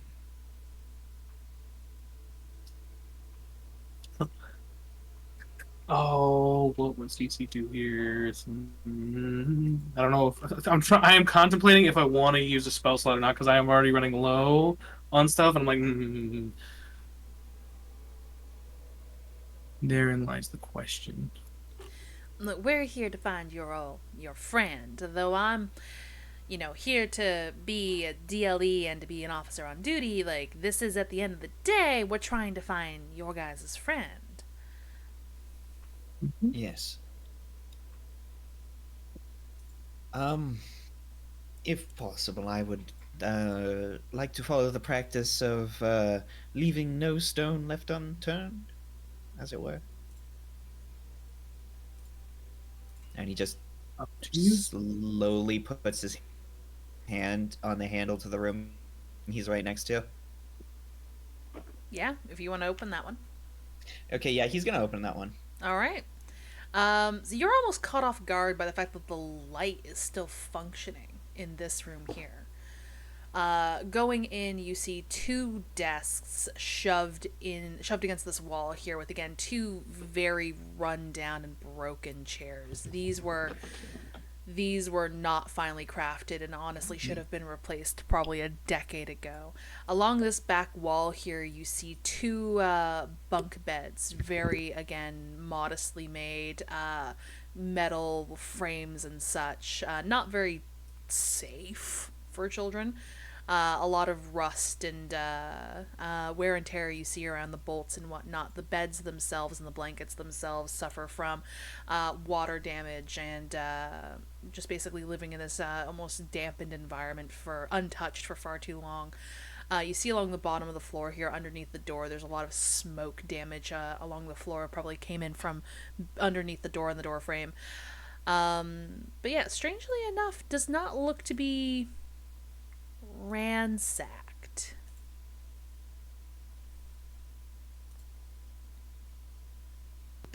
I see. Can we all see this from the hallway? You guys definitely would have seen when Damien opened the door, like the light that cascaded out into the hallway. Now, that is, well, peculiar. It is a very uncomfortably small living space. You see the two you see the bunk beds, and immediately your first thought is, there's no way two people could have lived in here comfortably.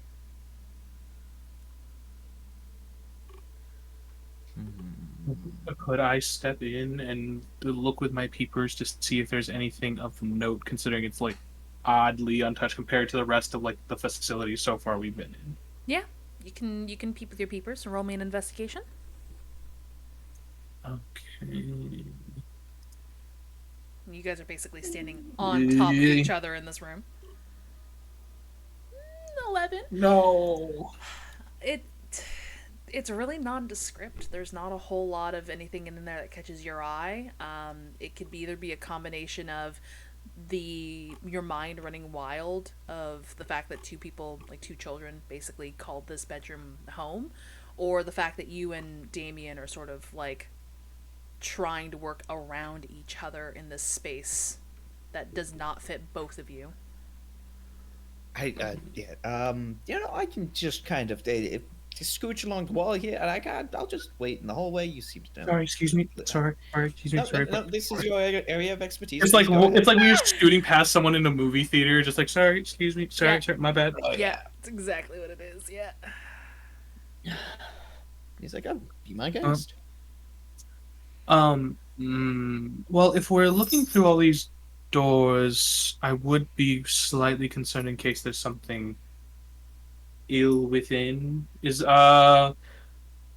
Damien, you said it was an ooze. Do you remember if there's any way to like, do they leave a trail of anything to potentially look for so we can at least be somewhat prepared? Or is it kind of just I don't know, man, it's cleaner, I guess. All right. Or I would also say, ask question to DM. Oko, since Cece's worked in the mines before with wet work, would that be something he would potentially know if that's something that can be like looked for? I'm gonna say oozes probably aren't very common. However, Ashram rolled a 26 on Arcana. Thank God. Oozes and gelatinous cubes themselves, they are an entire being in themselves. It's unlikely they would leave a trace. No, well, okay. Well, here's hoping one can't open and close the door. Then I guess. No, but they can probably slide under a door if given enough room. Yeah. But also, they Yeah. can sometimes be ambush predators, so keep an eye out on the ceilings. Cool. So we got ropers on the ceilings, oozes on the ceilings. Switch campaign, straws on the ceiling suddenly. What? Huh? We have not had a break yet, and we are about 3 hours in. We are realistically, we are an hour left to game. Did you guys want to take our 10-minute? Sounds good. To me. Sure. Yeah, let's take our 10-minute.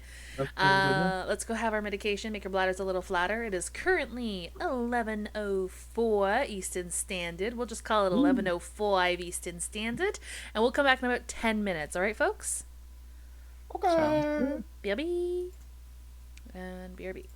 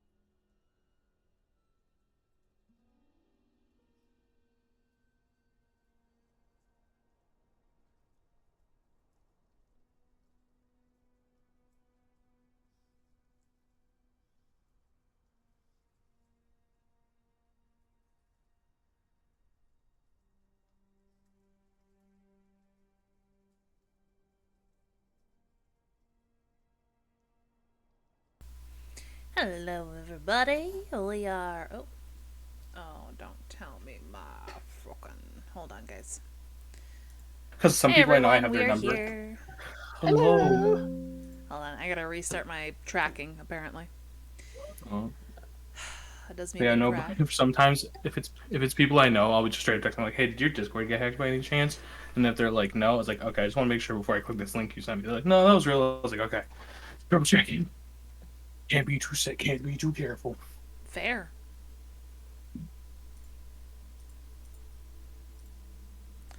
All right. So, uh, what's next, folks?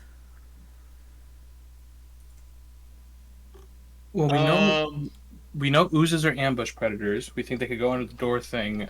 Damien, do you want to open any more doors? Because I was like, at this point, I'm like, listen, I'm letting you lead these ones. Is the door that's open the one that was like torn and or like No, the one that was torn, I think. Okay, you said it was Was this one. Yeah, this one down here. okay, then I will, against my better judgment, have a peep. Da-da-da-da-da. So this one here does look to be a little ransacked. The desks, there's one that's completely smashed. There's one that's still in there, and it's just tossed from the wall. Thank you, Mystic, for all your boogers. I love it. The bunk beds have I'm been assuming pulled from the wall. Sorry? I'm assuming on the map that is a ceiling light from a top-down perspective and Yeah, not a black hole. unfortunately, with The Sims, like, if I didn't have those lights there, the rooms would be dark. Yeah, I'm sorry. it's just okay. There's not a black hole in the room. We're good. No, there's not a black hole in the room. Not yet. No Jonas noodle today. No. So, But yeah, I will. It looks like the have bunk a- beds are normally bolted to the walls. That one was torn from the wall. I will Huh. have a peep around. What is my investigation stat? Yes, please roll me an investigation.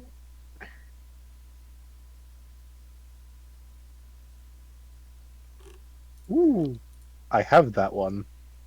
Let's go. Dirty 20. Let's go. Nice. There's really not a whole lot in here. There is the desks had some papers in them, but it appears during the tossing, a lot of that was sort of mostly destroyed. Cat, what are you doing? Oh my god, my cat. 1 second, guys. Mystic just wants to be part of it. Sorry, wants she's to upset that I'm GM. not petting her. The Cat Mystic Mafia wants is to be the actively trying to GM do the now. Olympus campaign. Also, I almost forgot. In case I randomly disconnect, there's heat lightning happening around me. So Heat just as a lightning? heads up. Heat lightning? Yeah, it's so humid and hot. Yeah, it's so humid and hot that there's just lightning. No rain, just like lightning in the clouds. I can see. Oh shit, I saw there that in as well. Cuba. Oh my god, that's insane. Okay. Uh-huh. Alright, anywho, sorry, as I was saying. Yeah, there Daily were some occurrence here. papers and very rough writing implements. It appears that maybe the kids here probably were given some form of homework, which means that they probably did receive some form of education while they were down here. However, the one thing that you notice with your 20 is etched into one of the desks. You notice there's no heart, there's no shipping, there's no love in any way, shape, or form of this. You notice Fiona, spelt Phiona, and then plus pin BFFs.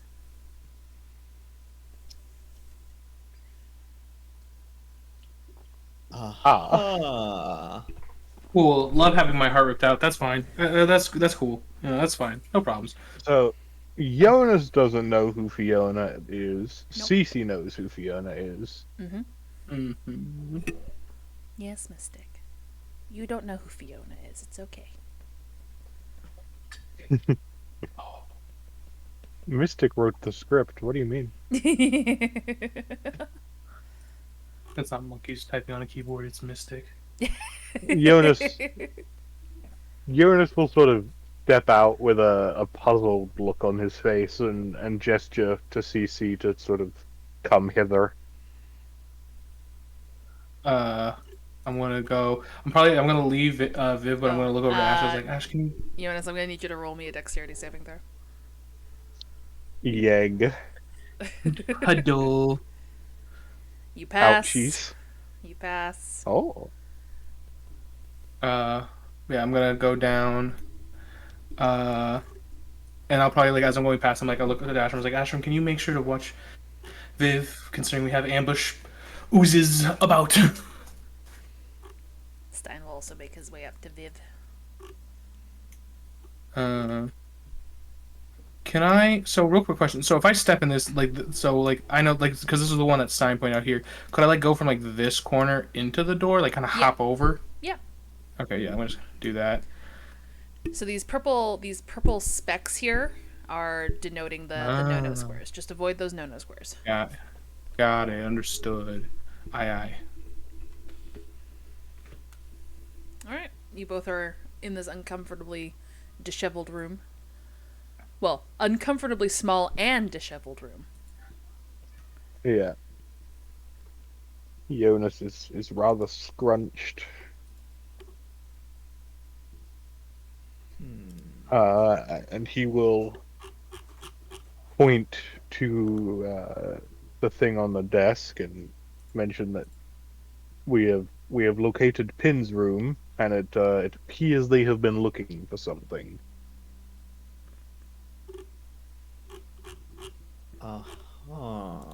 Mentioning that this is Pin's room, Cece just kind of gets tense and is gonna be very angry. It's like, okay. And there's nothing here to know where she went.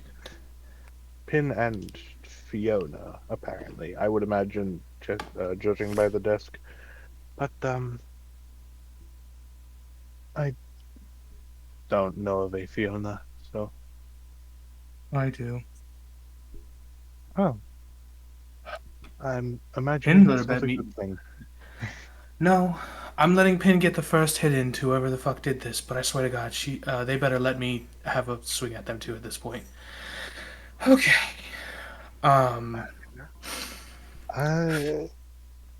Judging by the state of everything, I would like to hurry this up a little, I guess. Like, find things. Yeah. That's my thought exactly. And I'm gonna like step back in and like go up towards everyone, like back towards Viv. And once there, I was like, okay. Are we okay kind of hurrying this along a bit? Yeah, all right. Let's, Okay. and she'll look over to Stein and nod for him to go forward. Before they do that, is there another door over here? Yep, sorry. I forgot to highlight that. Oh, you're fine. Okay. Is that the next torn door, basically? Yeah. Okay. But you're saying before I do that? Oh, I was gonna say because I didn't know if that I didn't see that door, so initially I was like, since we didn't know of another torn door, I was gonna do something. But if we have more like physical evidence first, I was like, okay, let's follow that first. Stein makes his way through, and eventually comes back and gives you all the thumbs up. I will note as we are moving that Jonas is on particularly high alert. Okay. Sort of looking around frequently. So coming up to this sort of sharp bend in the hallway here, there are 2 more doors here. And the doors are torn off of both of those. And also surprisingly absent. Like, there's nothing in the rooms at all. No, the doors are gone. Oh, the doors are straight up gone. Yeah. Oh. Okay.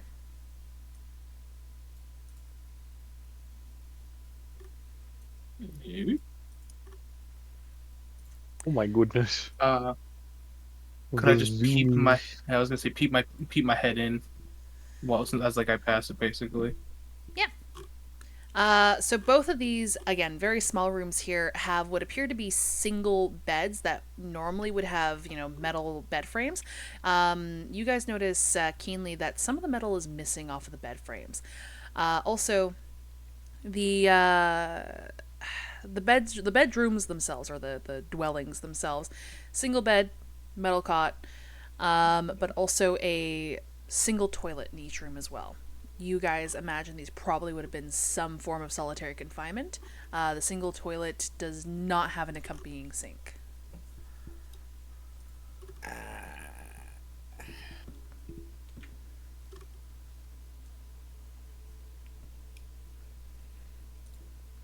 Stein's going to continue down this hallway.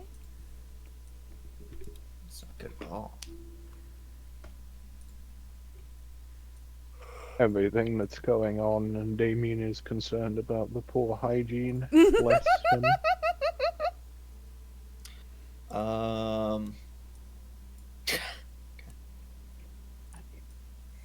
Door, door, door, a door. And also, hygiene is very important. Oh yeah.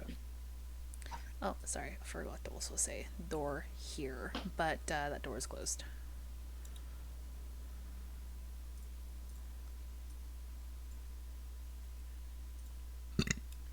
Pardon me. You guys notice in this hallway as well, in particular, there is a lot of smoke and fire damage in this hallway. If you guys had to guess, you're probably getting closer to the point of origin.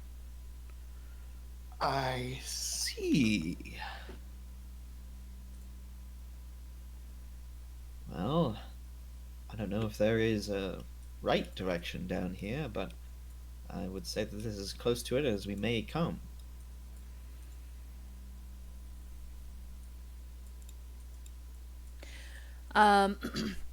The fire looks to have started in this room in particular. Which one? This one that I'm pinging right above you guys. Oh, goodbye, Jonas. Whoa. So sorry, this room here. Okay. So the room with the door that Damien's right next to? Yep, that one. Okay. Damien tries the handle. The door does not open. Does the door look warped from heat? Yes. Yep, that would do it. But you said that it looked like the fires came from this room? Yeah, so you see a lot of the smoke and fire damage from the seams of the door. So around the door frame. Could one of you help me get this door open? Stein sort of awkwardly starts shuffling past you all in this incredibly narrow hallway. Oh my goodness, yeah. Damien does his best to let him by. Okay. I'm not gonna roll for it. I'm gonna say Stein's able to open that door, and with a bit of a stumble, gets into this room. Ah, yes. Who answers first? Damien. Damien, this looks like a medical examination room. Immediately upon entry, you see a somewhat decayed person there. A smell that's sort of a smell that you're sort of familiar to at this point. You didn't quite pick up on it through the closed door, but upon opening it, everybody can sort of get that waft of decay now. As you see this person sort of on the ground here on the floor. He's got a what remains of a lab coat and somewhat business attire. There is a chair in the corner here along with a counter and a sink. There is an examination table in the center of the room. There's also a small child like sort of what's that room, or what's that word? What is that word? Cadaver? Yes, cadaver. And on this, so cadaver is basically an anatomical reference? Question mark? Yeah, Statue? it's a dead body. Usually a dead body Oh, used my for bad. study. Yeah. Okay, so not a cadaver then. Not a dead body, but it is But it's like simulation of a yeah, a dead body kind of simulation. deal. Like a study It, machine. it is Anatomical model. anatomical model. There we go. A child-sized anatomical model with metallic limbs. Ah, I see. Okay, this I was hoping not to find, but it was what I was looking for, or at least partially. Okay. Damien approaches the anatomical model. Yeah, in the corner. I will move you. Actually, first thing he does is he checks the body on the ground that seems like to be some kind of doctor. Roll me a miss. Yeah. I swear to Bob, this should not need we got no oomph, so just roll good. You don't need much to sort of guesstimate cause of death. Right. The skull is in pieces. Okay, that's a dead giveaway. Yeah. It looks like the individual suffered blunt force trauma to the front of their face many times.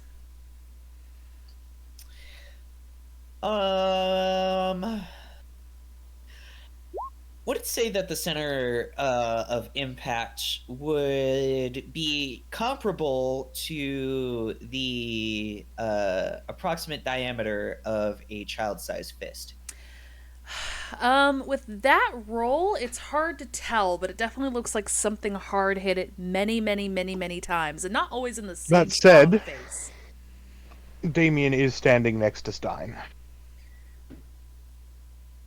Like a Guidance. Oh, true. Oh, true. Yeah, the +4 guidance. 5 feet within Stein. Wait, what? Yes. Oh, yeah. Stein's Stein got is guidance We're on in him. the thing.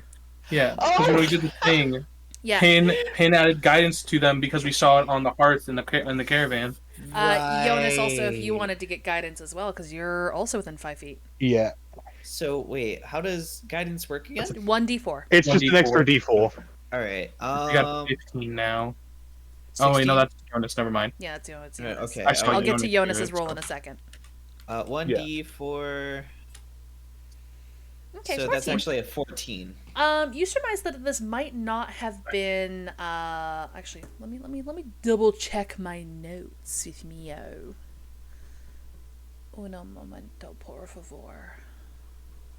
At the very least, I'm trying to discern the approximate means by which the skull was crushed in.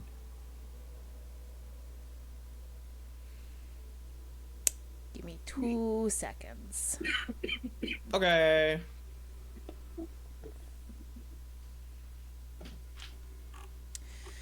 I don't know if Chase is showing up on camera or not.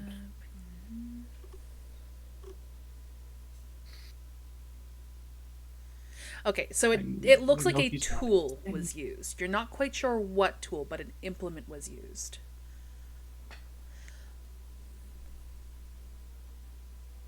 Damien? So, Okay. I'm sorry. So, a tool was used then. Yeah. To bludgeon this face in. I look around the various things scattered around this room to see if I can find something approximately Roll me the an size and weight investigation. necessary. Got it.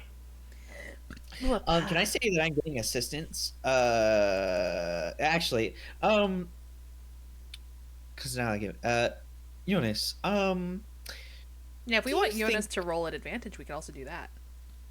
Yeah, he says, do you think you could help me locate something that, well, a weighty tool about yay big, yay wide?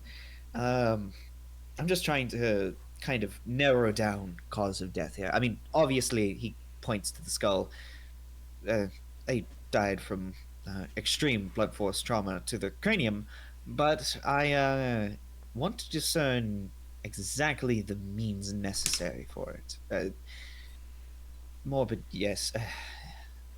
It's one of the situations which I would appreciate your keener eyes. Feel free than to mine roll are. again, Jonas, and we can take the higher roll plus the guidance. Thank you. Okay, because yeah, Jonas was just sort of as he's rummaging, like face up to this decayed corpse, completely unbothered, just rifling through anything that may be around, looking for something. But I will add an additional roll. Oh my goodness. Nice! Plus the Invest. 3. So that brings us up to 23. You don't notice anything in there that probably could have been used as the means to, bludgeon this person's face in several times. One thing, however, you pick up, Jonas, is there seems to be some sort of charring and burntness around the person's collar. More so, like, obviously a fire originated in this room, but it seems to have originated mostly around the door. So it seems to have been a deliberate, this motherfucker staying in this room. The collar itself is interesting because it doesn't seem to have been done by the same thing that caused the fire. It's a subtle charring and almost moves its way down the shirt subtly as though it was done through like an electrical strike. You cannot find an implement in the room that would have been the tool used to do this. However, Yeah. as if the individual was holding on to this before cascading backwards, you notice a document sort of half obscured under his body. Yeah, Uranus will sort of reach under and grab that. But before inspecting it, he will sort of take out the dagger that Ash bought him, and he will use it almost like a pointer to sort of indicate the burn marks and what his current theory is regarding like how he died and why, essentially. So what's the theory? Well, not the theory, but like the sort of okay. So this seems to be Just some sort of kind of electrical shock wound. This like the fire seems to have started about here, which means it may have been like obviously it was deliberate. But Yeah. whether or not it was to keep him in, or if it was just like, okay, I'm done with this. Yeah. Now With we're your- burning with this your place down. Investigation. Again, you can surmise that something was here. I'm going to move Ashram. Something was dumped near the doorway and then lit a flame. From what you can see, that thing that was dumped near the doorway was also poured into the hallway, and then presumably whomever had that was just cascading it as they left. So the fire here at the door is not the same as the burning on this guy's collar. Yeah, the burning was some kind of electrical burn. Yeah. We established. Yeah. Yeah. I'm just really bad at explaining, so I wanted to make sure that I got that point across. Pardon me, excuse me. How dare. Yeah, that is. So that is what Jonas is doing. Is he's pointing out the electrical burns as well as the sort of origin point of the fire and what that might mean. Yeah.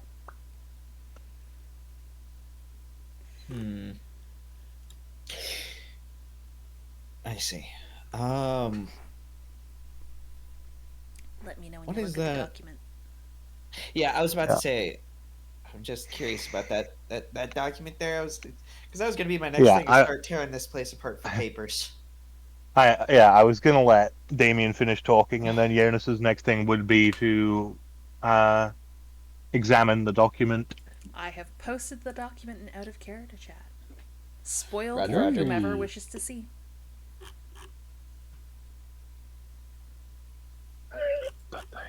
Hold up, I want to zoom in on this. Oh, Oh dear.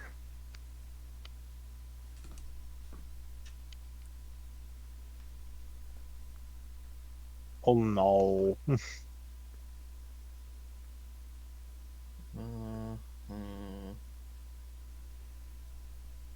But also, very much to note, Jonas, because I know that was the cause of your original investigation, there is no key card or identifying thing on this body. Okay, thank you. uh, Now, there are some details on there that might be disturbing to some folks, so approach with caution.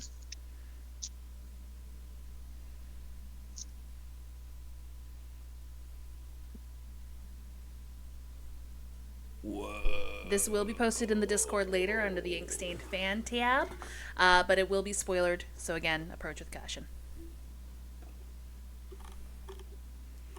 Also, as of note to Damien, the weight listed there is way too much for a human child of that size.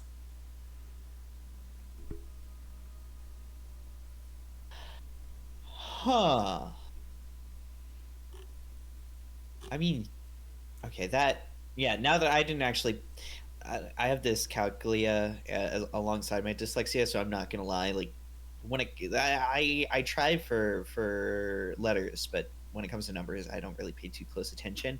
And now that I actually looked at the weight, I was just like, oh yeah, you're right. That does look off. That's I think about nearly double, if I remember correctly.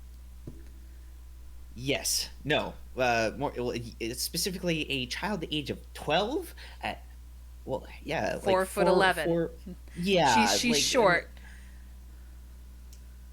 oh, okay. Um. Well, Damien just says, well, this about confirms all of the worst fears that I was hoping weren't true up until now. Uh, these poor children. Is there a chair in here? Yes, there is. Jonas Damien, is going to transcribe. Sorry, I'll let Damien finish. Actually, it's okay. Damien's just going to take a seat down as the weight of this discovery has finally got to him. As he very slowly raises his eyes to the anatomical model with the mechanical appendages grafted onto it. Um, and yeah, he just kind of stays silent for a moment. So whatever you got to do, homie, now's your time. yeah. Jonas is just transcribing a lot of the notes into his own book, especially the outlining the names Esther Desdemona and Osric Othello. Okay, sounds good. Um, just for follow up. Mm-hmm. And then he will fold up the report and hand it to Damien, and just sort of step out of the room, shake himself off. I think we've done enough investigating. Let's find out. Yes. Let's find Pim. All right. Damien tucks the document into his satchel and then gets up and heads out the room. If not before giving a slightly disdainful look at the individual on the floor. Sounds good. Viv's just sort of standing in the hallway, just sort of leaned against the wall there, just sort of Waiting for you folks to finish what you are investigating in there. Oh, Hex, I think you're breathing into your microphone a little bit there. Sorry, I was falling over, and it's the headset mic because the good Oh. one's bad. Sorry. Oh, broken. Are you It's sleepy? don't worry about it. No, just dizzy. Oh. Well, we are going to be ending momentarily. Viv will sort of like look down this very cramped hallway. Cece, do you think they're doing all right in there? I mean, I don't hear screaming. I hear some talking, but the talking seems to have stopped. Should we check on them or? I'm assuming they'll probably be out shortly. The rooms are cramped enough as it is. I don't know if we want to add to that. All right. We'll say about that time is when Damien steps out. Okay, it's official. I hate this place and I hate the people who worked here. Let's move on. What did you all find in Everything there? okay? Um, he gives a directed look to Cece, and he says,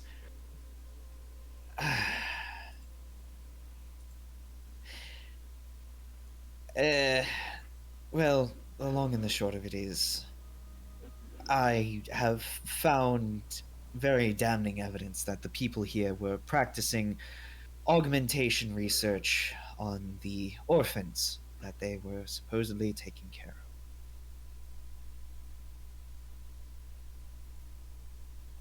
What do you mean by augmentation?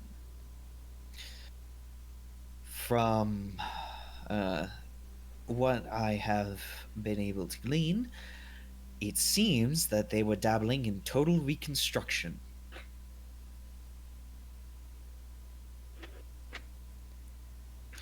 Going so far as to item by item changing out internal parts, treating Changing them as organs?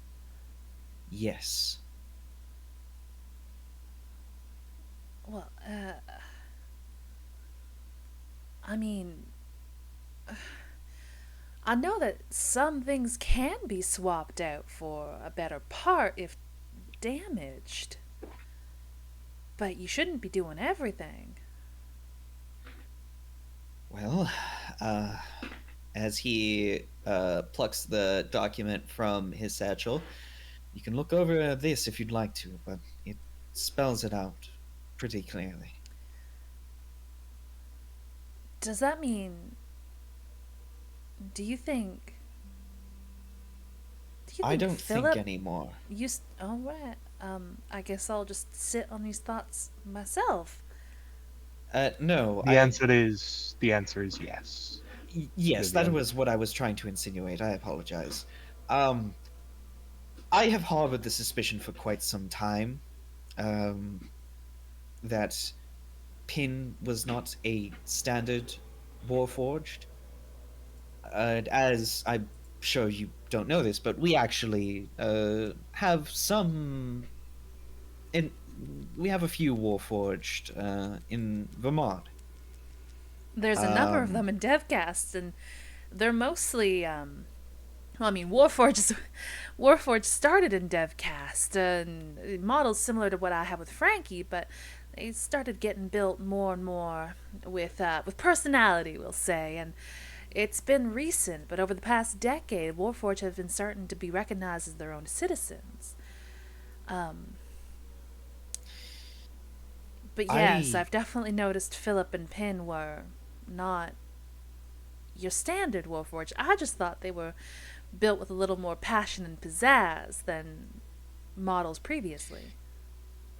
I had noticed this specifically because of Pin's.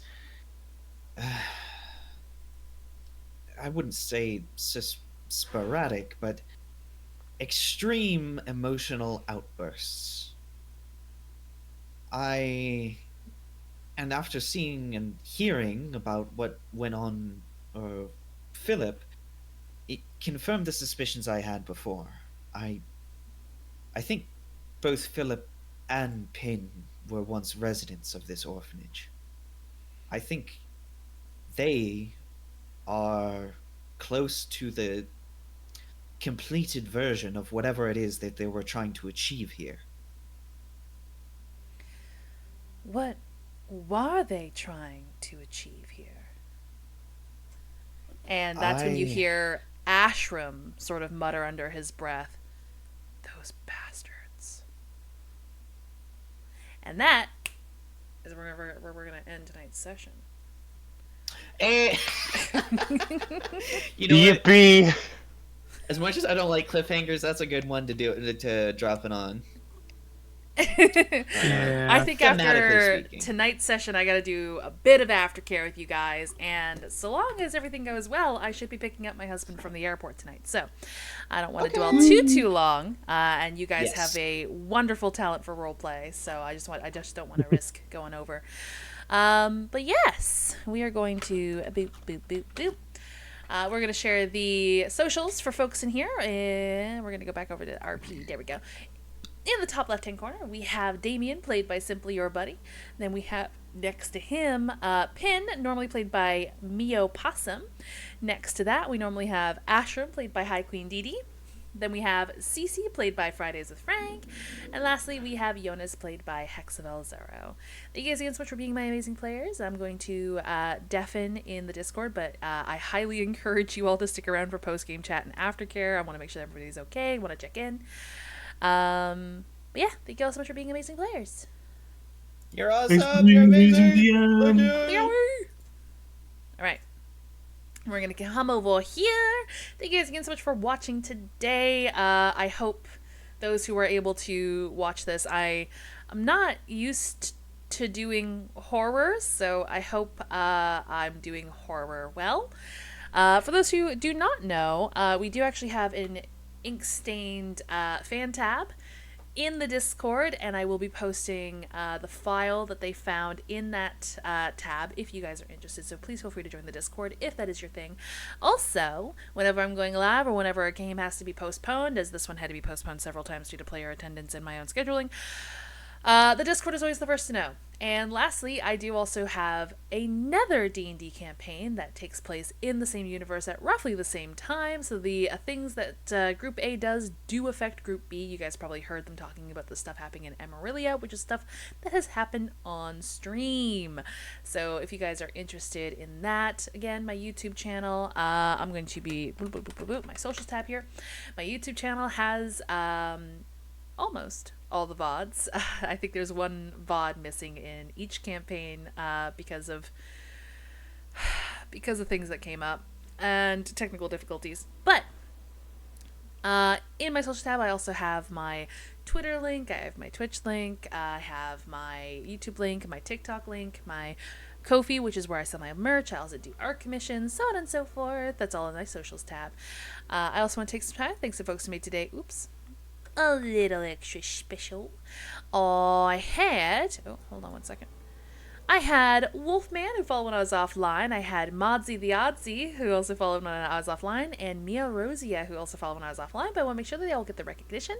And lastly, we had Karinga, who re-upped his... Ooh, hello?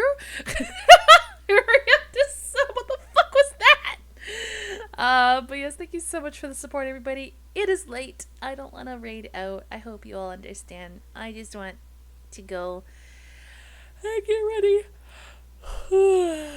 for picking my husband up from the airport and then going to bed. But yes, thank you guys again so much for hanging out with me today. I hope you all have an amazing weekend, and I can't wait to see you all again on Monday if I stream. We'll see. Check out the Discord because you'll know the schedule will be posted there. But yes, thank you all again so much for an amazing stream. Have a good one. Until you see you all again, stay awesome, stay safe, and well, I guess this is bye-bye.